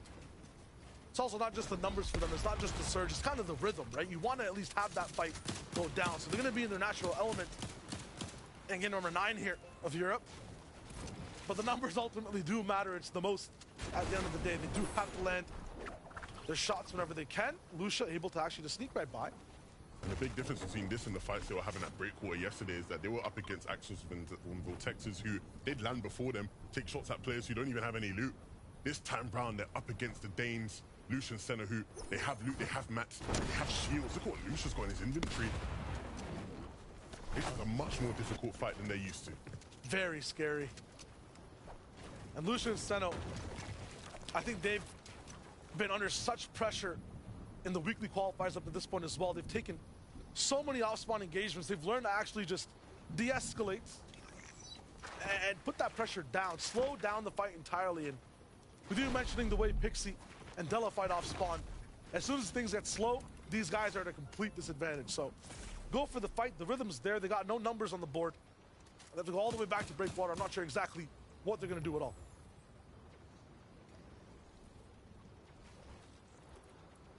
Pink and Nebs, this is a team that I'm very interested in because they've sneakily kept themselves in and around that top 10. They're currently in there. They're holding on. You were surprised by the fact that they were able to survive as long as they did last game. Yeah. Because things are finally starting to click for this team in a season where they haven't been able to really get anything to fall for them. I think this might be one of the most underrated performances we've seen in an FNCS from a duo. I know they're not all the way towards that first or second place right now, but the way they're surviving game after game, the way that they have absolute max pulls when it comes to zone, and they're still thriving, Hammer's being used perfectly. Down on Surge a lot of the time, but they find fights within the Storm and then still make it in the most congested sides. It has to be reviewed. Zara and Zynga as well, specifically, I think they were just on screen, have also done a really good job at surviving and actually having some control when it comes to endgame, which is very interesting. Yeah, I think a lot of people counted Zara and Zangi out, right? I think a lot of people would have expected them to struggle in these lobbies, but they've definitely been a presence in endgames, right? And that in itself is super impressive. Mr. Savage still alive in this game, ZX not, and so maybe we'll see a similar story to what we've seen from a couple other teams where you're scrambling to get your teammate back in the game and then trying to play catch up. At least today they actually get to play at all. I think 2 games in a row now. We see them low ground and end games affecting a few duos left and right. So at least some happiness compared to the number 1. Flodax, that reason got to play that last game. Dived inside the box, he was the one to give away that siphon. Him and Rifty, this user duo, kind of the main ones to focus on when you look at fights within the mid game. They're just so scrappy from start to finish. Yeah, right. You said it a couple of games ago. Every time we see this user duo, they're in some sort of fight. They love the action. This is interesting because I know Della and Pixie want action, but action against who? Janice and Reason on the defensive right now. They know it's not shown on broadcast, but they're keeping track of how much surge they have. It's absolutely 0 right now in terms of the shots they've taken. So now, up against the first place team in the lobby, Della and Pixie are looking to all in a fight, it looks like. And look how far away Zone is. They have a minute to kind of finish this up. Already affecting the way Janice and Reason want to play this game. I know those two don't want to be here. Della and Pixie might have bitten off a bit more than they can chew. Pixie already losing a lot of the shields, and now it's Della who can't even find one pickaxe on the wall. This is one of those really tough, awkward fights because they committed a lot to that, right? And so for Pixie and Della to not be able to clean things up, Janice and Reason going to leave. Janice and Reason, they didn't really get tagged there, so they didn't use much shields. It's kind of like they're just driving, you know, someone in front of you does something crazy, and you're like, I don't know what type of day that person's having. That's kind of insane. Anyways, let's keep playing the game. Pixie and Della absolutely shifted, though, in the way their brains must be thinking, what do we do now? That's 2 teams where there haven't been a little bit of a chance of a fight that goes our way. And of course, after the way they were running away, right, you've got to wonder what Janice and Reason's situation is on Surge, right? That's why Pixie and Della were so desperate to fight them. Thankfully, we have Paco here on the sideline to help us out and give us that update. Well, actually, Levin, keeping a close eye on Giannis and Reason, we actually see Reason optimizing to go for clearing out some of these Oathbound chests. Unfortunately, hasn't been able to actually secure a Shockwave Hammer, despite opening 2 of them. But the one thing that helped them out with Pixie and Della is the fact that they've already managed to secure some of these Storm Surge tags earlier on with those red eyes. So instead of forcing the fight, they chose to disengage because they've already got what they're after, so they're going to optimize for positioning instead. Great insight from Taco there in terms of the way the early game is going on. Kind of scary that after 2 Oathbound chests, these guys don't have hammers, though, because we've seen the way that influences their game. They're able to get towards those next zones, the moving zones, so much easier for them. Have to adjust now. Yeah, at the start of the season, it was almost a guarantee, right? But obviously, with all the things added to them, that probability is just a bit less. Janice is bringing up Flodax again. Hopefully trying to find him. Yo, can you sort me out, mate? I'd love a hammer right now.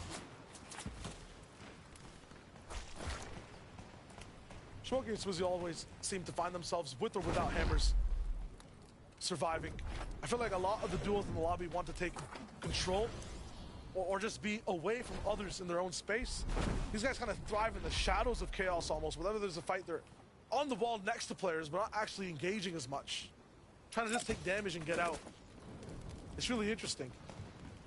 Kami and Vanyak as well, we saw on day 1. Amazing performances. All the way from Vanyak almost every single time. The solo legend of the U, it feels like. It's the reason they're just relatively high, just outside of the top 10, it looks like, on this day. Yeah, I think you made the point, right, where Vanyak's become that guy, right? This is a guy that has like a really funny joke, so everyone always wants him to say the same joke. Like, hey, Vanyak, man, can you do a solo clutch for us, please? I'm sure we'll get one today. Vexy and Debuel, though, they had a really good first day and have been a bit quiet so far in this one. But now getting a bit loud, I think getting a bit loud. Debuel actually gets taken out there. He does have some hope still in this fight. Needs siphoning, his HP is dwindling, time is ticking. Firebro, though, down on Surge, needs to hit the shot Vexy, but doesn't. Firebro's there. I mean, for the Bull and Vexy, for me, I understand they're still swimming, they're still moving forward in day 2, but it's like a fish caught in a net. Kind of writhing in place, not really going anywhere, still inside the water. Suzy, Shimoki, always staying side by side, looking to see who they can actually target for fights. Do some damage to Savage. But now Surge is kind of coming in, they might have been a bit too passive. Savage finally going down, was 400 below though, and a player can really only offer you 200 damage, so that's find at least one more. Yeah, look, you know, they did have like some Surge issues yesterday, right, for sure, but to be 400 now on Surge, Shayo, in game number 9 of day 2, that's not where you want to be if you're the 5th place team. That's the least I can say. They have to do something and fast. They're running out of shields, and you got to think, even if they are able to out-heal this one, you know, going into the later zones, what are they going to do? It's a unique circumstance of this game. We just have a very central zone. A lot of the times we're watching EU on day 1 and day 2 in these earlier games. So many people are moving all the time. These guys let the shadow of their duos, take pot shots, move to another. When it's a central zone, no one's really moving that much, right? Everyone kind of has that slow type of advantage to be able to play the game. As a result, Swizzy and Shimoki's game style, they find no tags. Yeah, look, they're going to go down to Surge here. It's inevitable. Maybe before that, though, they can run into a box and just try, hope and pray they can hit 2 back-to-back 200 shots, which isn't going to be possible with the striker they've got. So, yeah, this is a very, very unfortunate game for them, right? Because if they do fall, there are so many teams who are still in this game that are hungry and are rising in the standings. The likes of Pink and Nebs obviously in there, Giras, Chari, Pixie and Dela, they're still in this one. You can't make a single mistake. We saw what a 70-point lead looks like too. Nothing if you mess up a single game. And that wasn't even a complete disaster. Dennis the reason kind of made it back. They just didn't really get that top 10, top 5. You have to make it deep into that 8th zone. Trooper and Scram actually having control with Helnata and Revs. Swizzy finally down, and they'll be frozen in time. We now look at some of the big names who have already based up in Anvil Square. Verstash and Tayson not want to let anyone pass without a little bit of cost. I'm liking this already, keeping things very low-key as a duo. Waiting for the zone to lock in and going for the next adjustment. One of the most exciting things about this team, right, to watch and pay attention to is just how active Tayson has been as a fracker, right? Mini Miner alluded to it. It's been a trend we've seen in terms of some of the statistics when it comes to damage being dealt. You look at that team and you expect Merstash to be the one, right? To be the firepower, that cannon almost. Tayson's been in there. He's been carrying that responsibility. And it's been a while since he's had that level of power in a finals lobby like this, as good as he is. So a very, very scary sight for anybody in an endgame. Although the Hammers can play against them too, the one thing that's going for them that I seem to see them utilizing another game now, at least 2 out of 3 on day 2, is that forecast augment. Perfect positioning. The only duo that pulls that zone. They push forward, invest mats from the edge all the way in before anyone else moves. They have to know exactly where the zone locked in, and they're almost basically central. Looks so good. Thomas and Malibu get into zone as well now.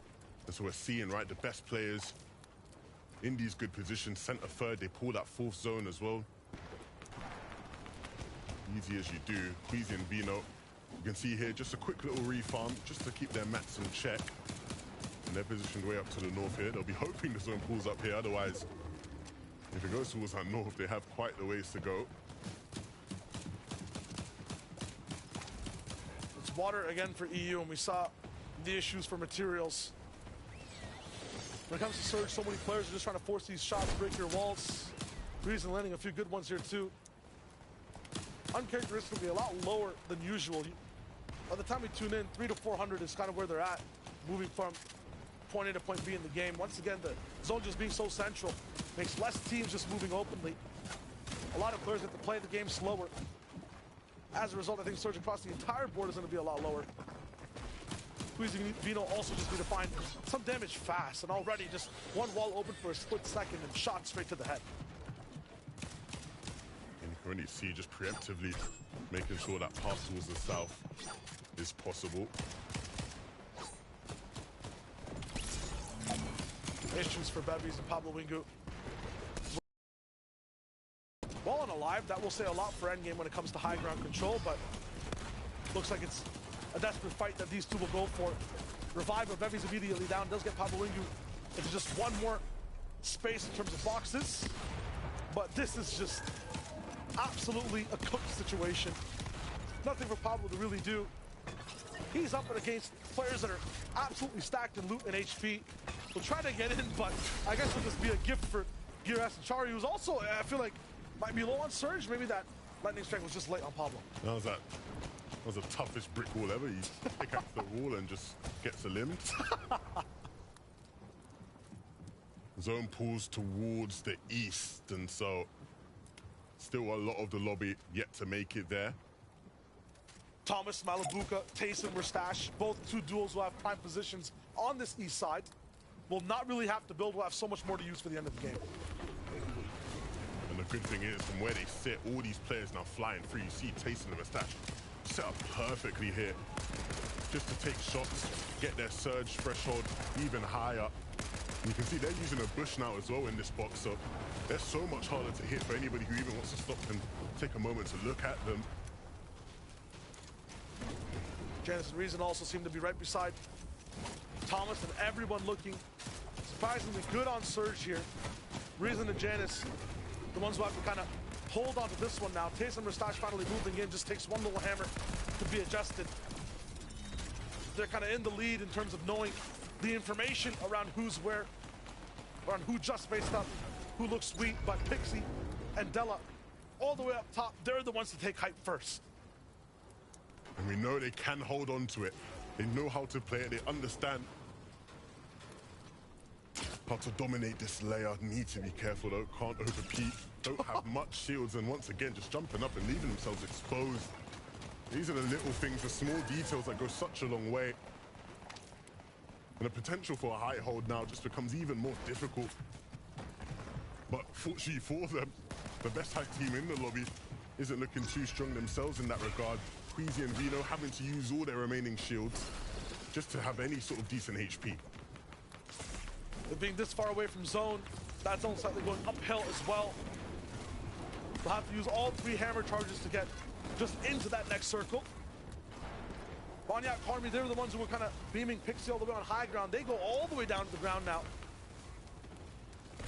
And elect to rotate themselves. Everyone now just on movement, barely even a single shot fired at the sky. Queasy and Fino, I was gonna say they're just trying to rotate in the zone. They just take height. This is where they want to be. This is where they feel comfortable. Even when things maybe aren't as fruitful when it comes to loot and mats, if they think they have enough to hold it, they will go for it. And there aren't going to be too many contests this game, you'd think, especially with the struggles that Pixie and Della had. Thomas and Malabuka, they've been so consistent here on low ground. I expect to see them continue to just tart their way on through these zones. Seti and Cammy, who you associate with being a dominant low team, aren't quite able to piece things together. Mustache and Tayson, they find such a big refresh at this stage in the game. That's going to be huge. I wouldn't be too surprised to see them come away with a win now at this stage, as they keep moving through these zones, traveling through all these different layers, all these different elevations. And you're seeing how some teams are struggling with it. If you don't have that hammer, it's so hard. You won't just have to move, you'll have to climb. The ground's moving up now. Once again, we're getting icy cold, straight to the glaciers. Big long hills. Still and Pixie looking mighty dry. It's super high, now find themselves all the way down towards low ground, trying to bully a few boxes, trying to see if they can find anything for the moment. But Surge is really ticking down. Just one shot is what Della needs to land. He finally finds it. 18 below though. It might just net down to 0. 12 above for Della and Pixie to get to breathe, but look at the cost. No mats, no chance. Not a problem to live, but will they thrive? They have to get in a box, you'd think. They need a refresh, even if they deal with their surge. They're 12 above now. Look at their mats. Look at their shields. They need something to save their game. Vino, Queasy's down, and he's moved to the front side of the zone. Actually, not in the back side of the zone. Now trying to move towards the front. and he'll reclaim height. But with his free builds, you've got to think at some point this comes to an end. Look at how low the entire lobby is too. Half this entire zone is going to be on top of a cliff. Everyone now going down. Vino barely makes it. A shotgun shot, a big siphon. He's super healthy, but no mats. Hides, he knows there's barely even anyone here. They're all trapped down below, but he will have to leave the high ground at one point. The safe haven is not going to reign true for so long. He tries to get close and personal with a shot that would have been huge, but it's not going to be possible. Pink right in front of him down below. He has to chase it, but the spray is not going to connect. No match just yet, just a few more to use. 2 builds, how far can he stretch them? Close but no cigar. So many opportunities there for him, but he can't quite connect to anything. Reason and Janice, they're still in this game. They're lurking in the backside. The zone pool's so generous to them. They don't have the mats to really claim any sort of layup, and so they just sit there and wait. Thomas Alabuka also very active. 6 elims, and I saw Taysom getting a few in the feed, so those high and mighty duos who are looking to take away that first place, they might be getting very close to it here. Mustache and Taysom on the other side of Thomas and Malabuka are just absolutely splitting this low ground apart. Wow. Just wow. Claiming space and taking shots to just wipe everybody off these layers. Cammy just dropped right into their box. They need that refresh. Cade now on the other side. They just have shots left, though. That refresh has to come in fast. They do pick up Cammy. Might just be 150 mats. Bing up top looking for a few shots. Seti finally going down, so this split apart. Another duo to share between each other. Thomas not having so many mats, but those will also dwindle. Thomas now getting very close to Tayson. Side by side, looking to see who can survive. A big collision is coming. Thomas and Malabuka against Mustache and Tayson. You've got to think it's coming, but no, Cade. He's going to interrupt it. He takes down Tayson, but Malabuka and Thomas have their own troubles now. They can't stay alive. They will fall. Mustache is still in this one. He hits one big shot there. Takes down Kyrie. He's still in this. A 1v1 now against Ping. There's no way Mustache wins this now. Ping, he needs to farm. He has a couple more mats left. He is able to hold on, but for just how much longer? Mustache has time to heal, and you know he can connect with a big shot. Mustache versus Ping. Everything on this one now. The hammer play to move up. Can't quite connect. Ping can connect. He will take him down. But Mustache, to stay alive for that long, 7 limbs in that game. You've got to wonder what that means for them in their pursuit of first place. Ping and Kyrie take the game, but Mustache and Tayson, they might take the standings. That looks so close for all 3 different teams, right? One team taking max placement. Mustache and Tayson looking to take max Elan points off of that one, and Thomas Malabuka right behind them. You have to be nervous in this spot as Ping as well. Kyrie finally going down. He stops Thomas, a legend in his own right, and then Mustache right after again. Going so close, a game of inches on his aim in terms of landing that shotgun shot.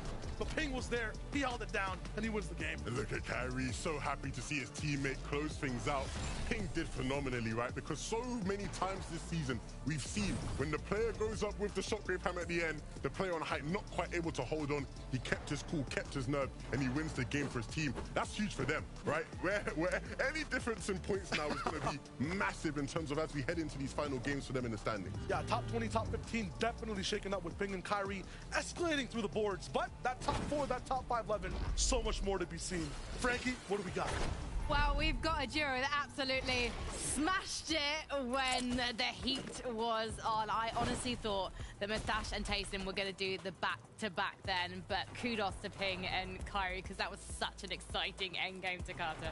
100%. I mean, it looked like we were going to see a clash of the Titans in those final moments when Tayson and Mustache were about to go head-to-head with Malabuka and Thomas HD, but then from the clouds, Kyrie and Ping came out on top. They went into that engagement, took out both duos, and ultimately secured that victory royale. And this now is going to be a huge confidence booster for this duo. Ping did a really good job here as well to close out this win. He actually holds his floor to ensure that Mustache can't hammer on top of him. Mustache couldn't break those builds because Ping was just saying, you know what, I'm holding this floor, I'm holding him down, and that was ultimately what caused him to get that final clutch 1v1. He did such a great job there. Even these guys, they land at lonely lap. This is such a long rotation for them, so the fact they have this many materials in order to take high and hold it is impressive. There does seem to be a recurring theme, though, in these final fights, and that is Thomas, Malabuka, Mustache, and Tayson. Yeah. At the moment, I know Queasy and Vino, they're definitely in the frame, so are Janice and Reason, but these 2 duos,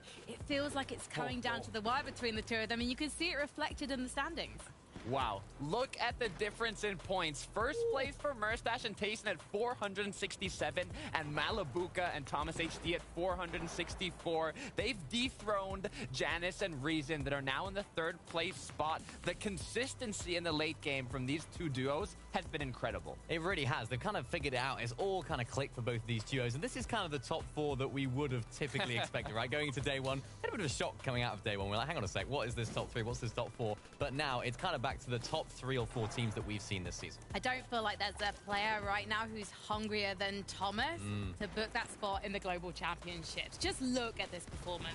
Yeah, these guys picked up another good endgame together. We talked about it so often yesterday and today. We built up the storyline. These guys can't make endgames together. But now, when they do, they pop off. This is two incredible players, and they're showing every reason as to why. They're picking up so many eliminations. When they're on those mid to low ground layers, they are unstoppable. I mean, you said it yourself, Minnie. They annihilate this lobby. Their opponents, when they're together, they had the early game controlled in the qualifiers, and now it looks like in the second half of Grand Finals, they're starting to control the late game. With the most recent 2 matches we've seen, I know Thomas HD wants to make Denmark proud and take that #1 spot. We just saw it again with a few free edits. That made me so happy when I saw that free edit coming through from Malabuka, because it feels like him again. It feels them dominating those mid to low ground layers with free edits, going for eliminations, shots. Unbelievable stuff. Well, I've heard your opinions again and again and again, and you know what? I never get bored of them, but right now I want to check in with Parajuice to find out who he thinks is going to be taking the Axe of Champions. Parajuice, are you enjoying the game so far?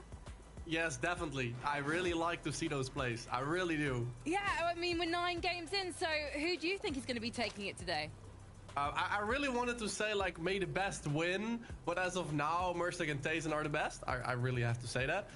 But I really like to see those plays, you know, like those really creative plays. I really like that. Yeah, we all love to see it. Now, of course, you're used to having so many eyes on you. Of course, your content viewed by thousands. That's a lot of pressure. And of course, these teams are going to a big pressure moment right here, the final 3 games of the FNCS Grand Finals. How do you think these teams are feeling going into this? So that's a good question. I think that it's really nervous, but I'm not a competitive player myself. But I would like to say, like, believe in yourself, give it like your 100%, because still everything is possible, as you can see, because #1 is dropping to #3, so everything is still possible. Anything is possible. And now that we've talked about pressure, I want to know from you, what do you think is the best skill or trait to be a competitive Fortnite player? Oh, I think focus. That's something I don't really have, because that's why maybe I'm a content creator. I have such a lot of respect for these players that play so many games with full focus on. I think I can do it. I cannot do it. Well, Parajuice, I've been stalking you on the socials. Can I ask you about a certain tattoo that you've got on your ankle? Of course. What does it say? Well, I can show it. I can show it, definitely. Well, hello. Now the Grand Finals is heating up. It's a noob. It's a noob tattoo. Is that reflecting your in-game play style? No. Different opinions on that. Yeah, you know what? We've seen you on YouTube. We know you've got the skills, but if anyone hasn't seen you, where can we find you on the socials? You can find me on YouTube, Instagram, etc. On Parajuice. Well, thank you ever so much for joining us. Enjoy the rest of the finals. Thank you very much. It was fabulous having Parajuice on the show. I really loved his content. I think you should get a noob tattoo. Yeah, I mean, why do you say that? Why do you say that? Excuse me, you came to my stream the other day. You saw me in Zero Bucks. I got 7 limbs. That's why I mentioned it. And then I got eliminated myself. All right. We're going to move so swiftly on right now. I can see 11-2K is cracking up. Less of that, please. You've got a grand final to cast as we head swiftly into game number 10.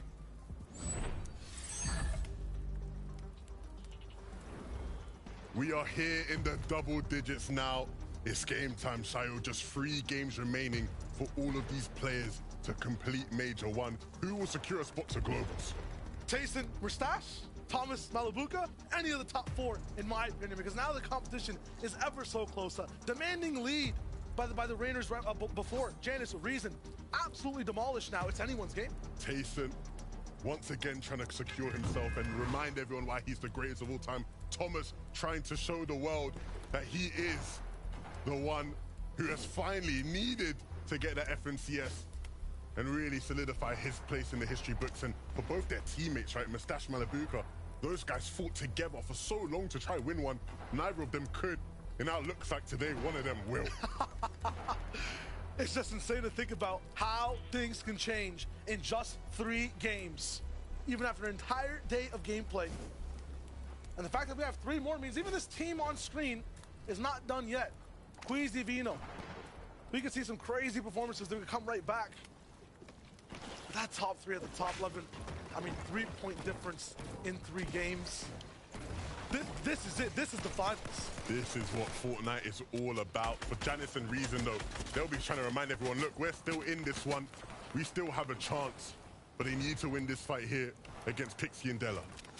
Every other fight kind of with ego, sitting way back, knowing they can win. I think I need to see some initiative from Janice and Reason.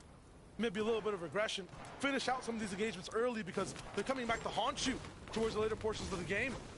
You're affecting each and every rotation you have, every single strat by about 15 to 30 seconds. That difference is showing now as they start to slow down the longer and longer the day goes.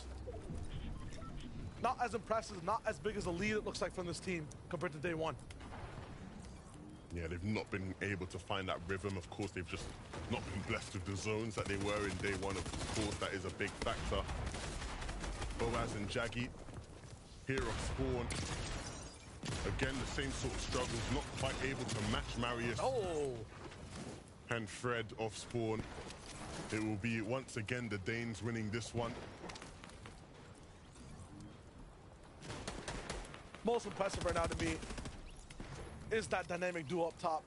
Mustache Tayson and Luka Thomas.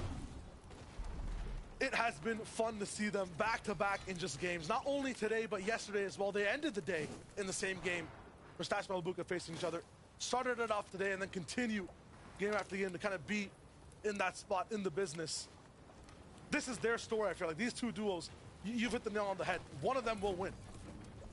It feels that way, right? And of course, for Janice and Reason, Queasy and Vino still in this one. A bit behind Giras and Chari as well. Still trying to crawl their way on in, but you've got to think it's going to be one of these top 2. And again, we've highlighted it so many times, but Tayson used to play with Thomas. They weren't quite able to win the FNCS. Mustache used to play with Malabuka. They had so many attempts at it and weren't quite able to win the FNCS. So both of these teams will be eager to get the one up over the other, especially Mustache and Malabuka, right? Once you split up from your teammate, right, you want to be the one, hey, I won an FNCS before him. He needed me. He was holding me back from winning the FNCS. I know that's what I would be saying if I was one of them too. It's really personal. And for both of these two teams, the way they're playing is so much fun to watch. Both on the same layer, everyone else falling right between them. And they're kind of looking at each other, absolutely glaring, while hitting perfect shots left to right until they have to face down the barrel again and again and again. As they stare each other down below, up above, Queasy, Vino watch and wait for a chance to swoop in. Because when we talk about day 2 comebacks, of course, Vino has day 2 in his name. But Queasy, in Chapter 2, put on one of the greatest day 2 comebacks we've ever seen. He is no stranger to surprising the world. And if they're going to keep being on height on all these games and keep dominating, there will come a time where they possibly win another game within these next 3. Yeah, we just keep highlighting the 2v2 between the top 2 teams. When you talk about Queasy like you are now, it's 2v10. They're not facing just one team. They're not glaring down one barrel. It's everyone else that wants to get high ground. It's Pixie and Della. It's sometimes Chari and Giras as they try to gear up and go towards height all the way towards the 8th, 9th zone. It's Pablo Wingu over and over again. And Bevies are rocking too. Axe Force, Vortexers. All these duels across the weeks and even these 2 final days having issues that Queasy and Vino have been able to solve easily over and over. Not as fast now in this day 2. But we have plenty of more time. It's just game 10. 11 and 12 to come and follow through it after the fact. Bevies, Pablo, the way these guys made it here to the finals is absolute aggression, complete control, instilling fear to everyone they fight, and ending fights fast. Unfortunately, what's been happening right now is every fight they do take, they end up taking a bit too much chip damage in trades, and a lot of duels are kind of locked in, playing very defensively, expecting someone to aggress them. They were defying a lot of expectations and diving into boxes unexpectedly in the week 2. Glorious first place finish. A landslide almost on their perspective. They had control of the high seas, the high ground as well. It just hasn't been the case today. Man, you see, bro's so locked in. He wants to try and find Vortex. He knows he's running around there somewhere, and once he finally does find him, still not able to connect. Have to be able to land those shots. A difference of 30 damage can mean the world, especially towards the later portion of the game. The investment from Firebro and Grolls right now, huge. No metal available, half their brick already down. Why? I mean, if you're watching the last 2 games, we're watching day 1, the biggest issue so far has just been Storm Surge for this team. Maybe rename from Fire Bro to Lightning Bro, because that's all I've seen on his head every time we tune in to the mid game. Fighting for sure, hitting his shots absolutely. But him and Grolls, I mean, just because of the defensiveness, the nature, the high skill level of this lobby, it's just not easy, or as easy as the weeks to be able to win these fights. Well, that is the difficulty that comes with the FNCS final, right? It's the hardest lobby for Surge there is. It's good for Pink and Nevs, though. The defensive nature for many duos, the fact that they're not actually going out willy-nilly, actually paying attention to which fights to go for, gives them room to actually move from the south side to the north side whenever they want to. Lets them dictate when fights start, because every time they get engaged, and I feel like that's where issues start to arise. They're not ready for the fight to really begin. They get to have their eyes active as they move around the field. Stella Pixie as well, doing a really good job at just deconstructing duos in their boxes. But that comes at the cost of starting their games comfortably. If they can't find that first fight and finish it well, they don't get to play the game. I see 2 Elims on them now, so they'll have a voice in this one.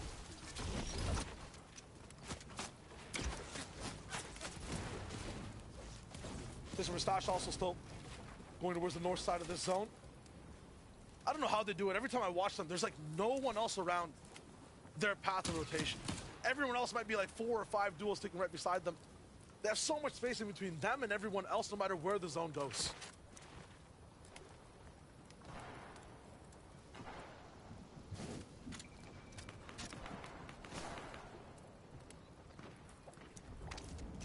Similar situation for Janice and Reason here.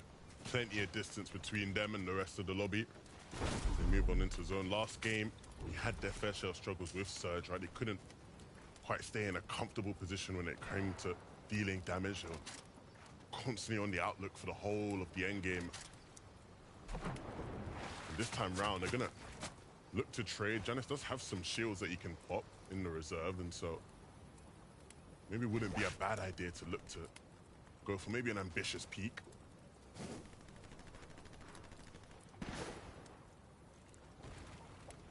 Trip and a scram.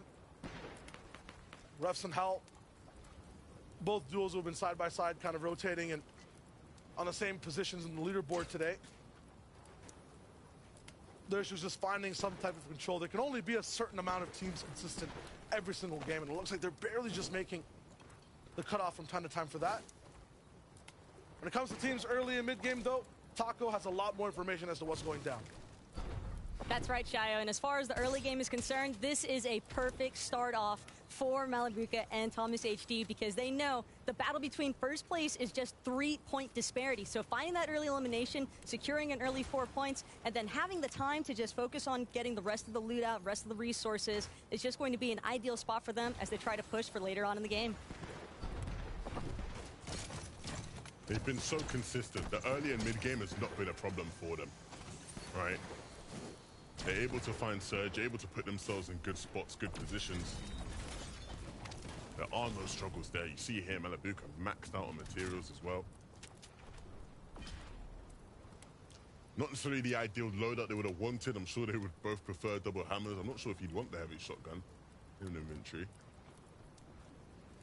But either way, the setup looks good for them. Very different game for the majority of players, though. We're moving really deep into the Southwest. We've had this happen once, I believe, on day 1.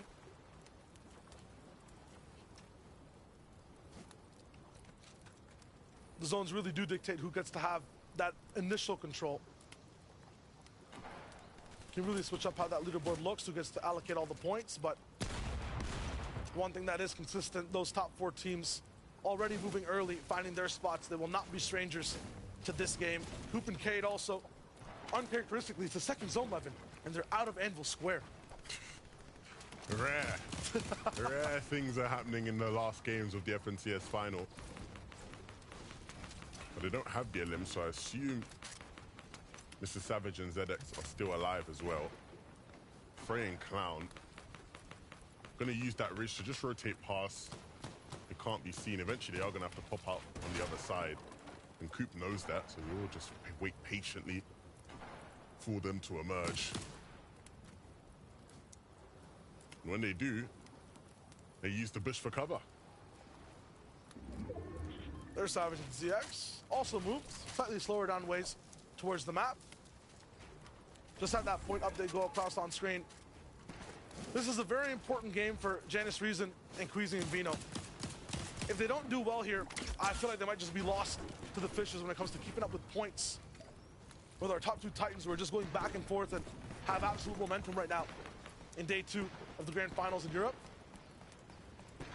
They're a little bit of just a 1-point differential. It's more than 30 after that, it looks like, for the players down below, or at least by the end of this game. You cannot go down. You need to have a very nice showing here. Stay consistent. Charigiras also kind of on that line right after it looks like Queasy and Vino. I never seen a team that just rocks in. First FNCS, I believe, in total for Giras. Looks so good on day 1 and at least hold on to a top 5 slot. Really good positioning on the boards in day 2. Yeah, it's been slow but steady, right? They've not quite been able to keep up with the pace, but I don't think many people would have expected them to, right? When you're dealing with the greatest Fortnite players of all time who have experienced double-digit amounts of FNCS finals, it's always going to be hard, especially when things are changing in terms of their off-spawn situations from day to day. Doing a better job, it looks like, of just analyzing where the zone is going and moving forward than the counterparts on the north side as well, Janice and Reason. This will be the ultimate test for them. You mentioned it too, Levin. When it comes to south zones, they do not play as well, but they're not gifted that north side. This is like the final exam, it looks like, for Janice and Reason. Yeah, it's the final test, right? And you said it. If this game isn't quite good enough, the likes of Taste and Mustache, Malabuka, and Thomas are just going to start to build a lead that will just feel so insurmountable. Queasy and Vino deep in the zone against a team that is desperate for surge. Zachary and Ark haven't done any damage this game. 404 below. They will be hungry to win this fight. Queasy and Vino have to know that, and they have to be patient. And yeah, nicely done. Okay. Quick work. Easy work. Not even a doubt in their minds about how that fight was going to end. And some heals and some shields that will be used to be able to get them back up. Fight was just far enough to where no one's actually hearing it inside the circle. They have their own problems, their own duels to deal with.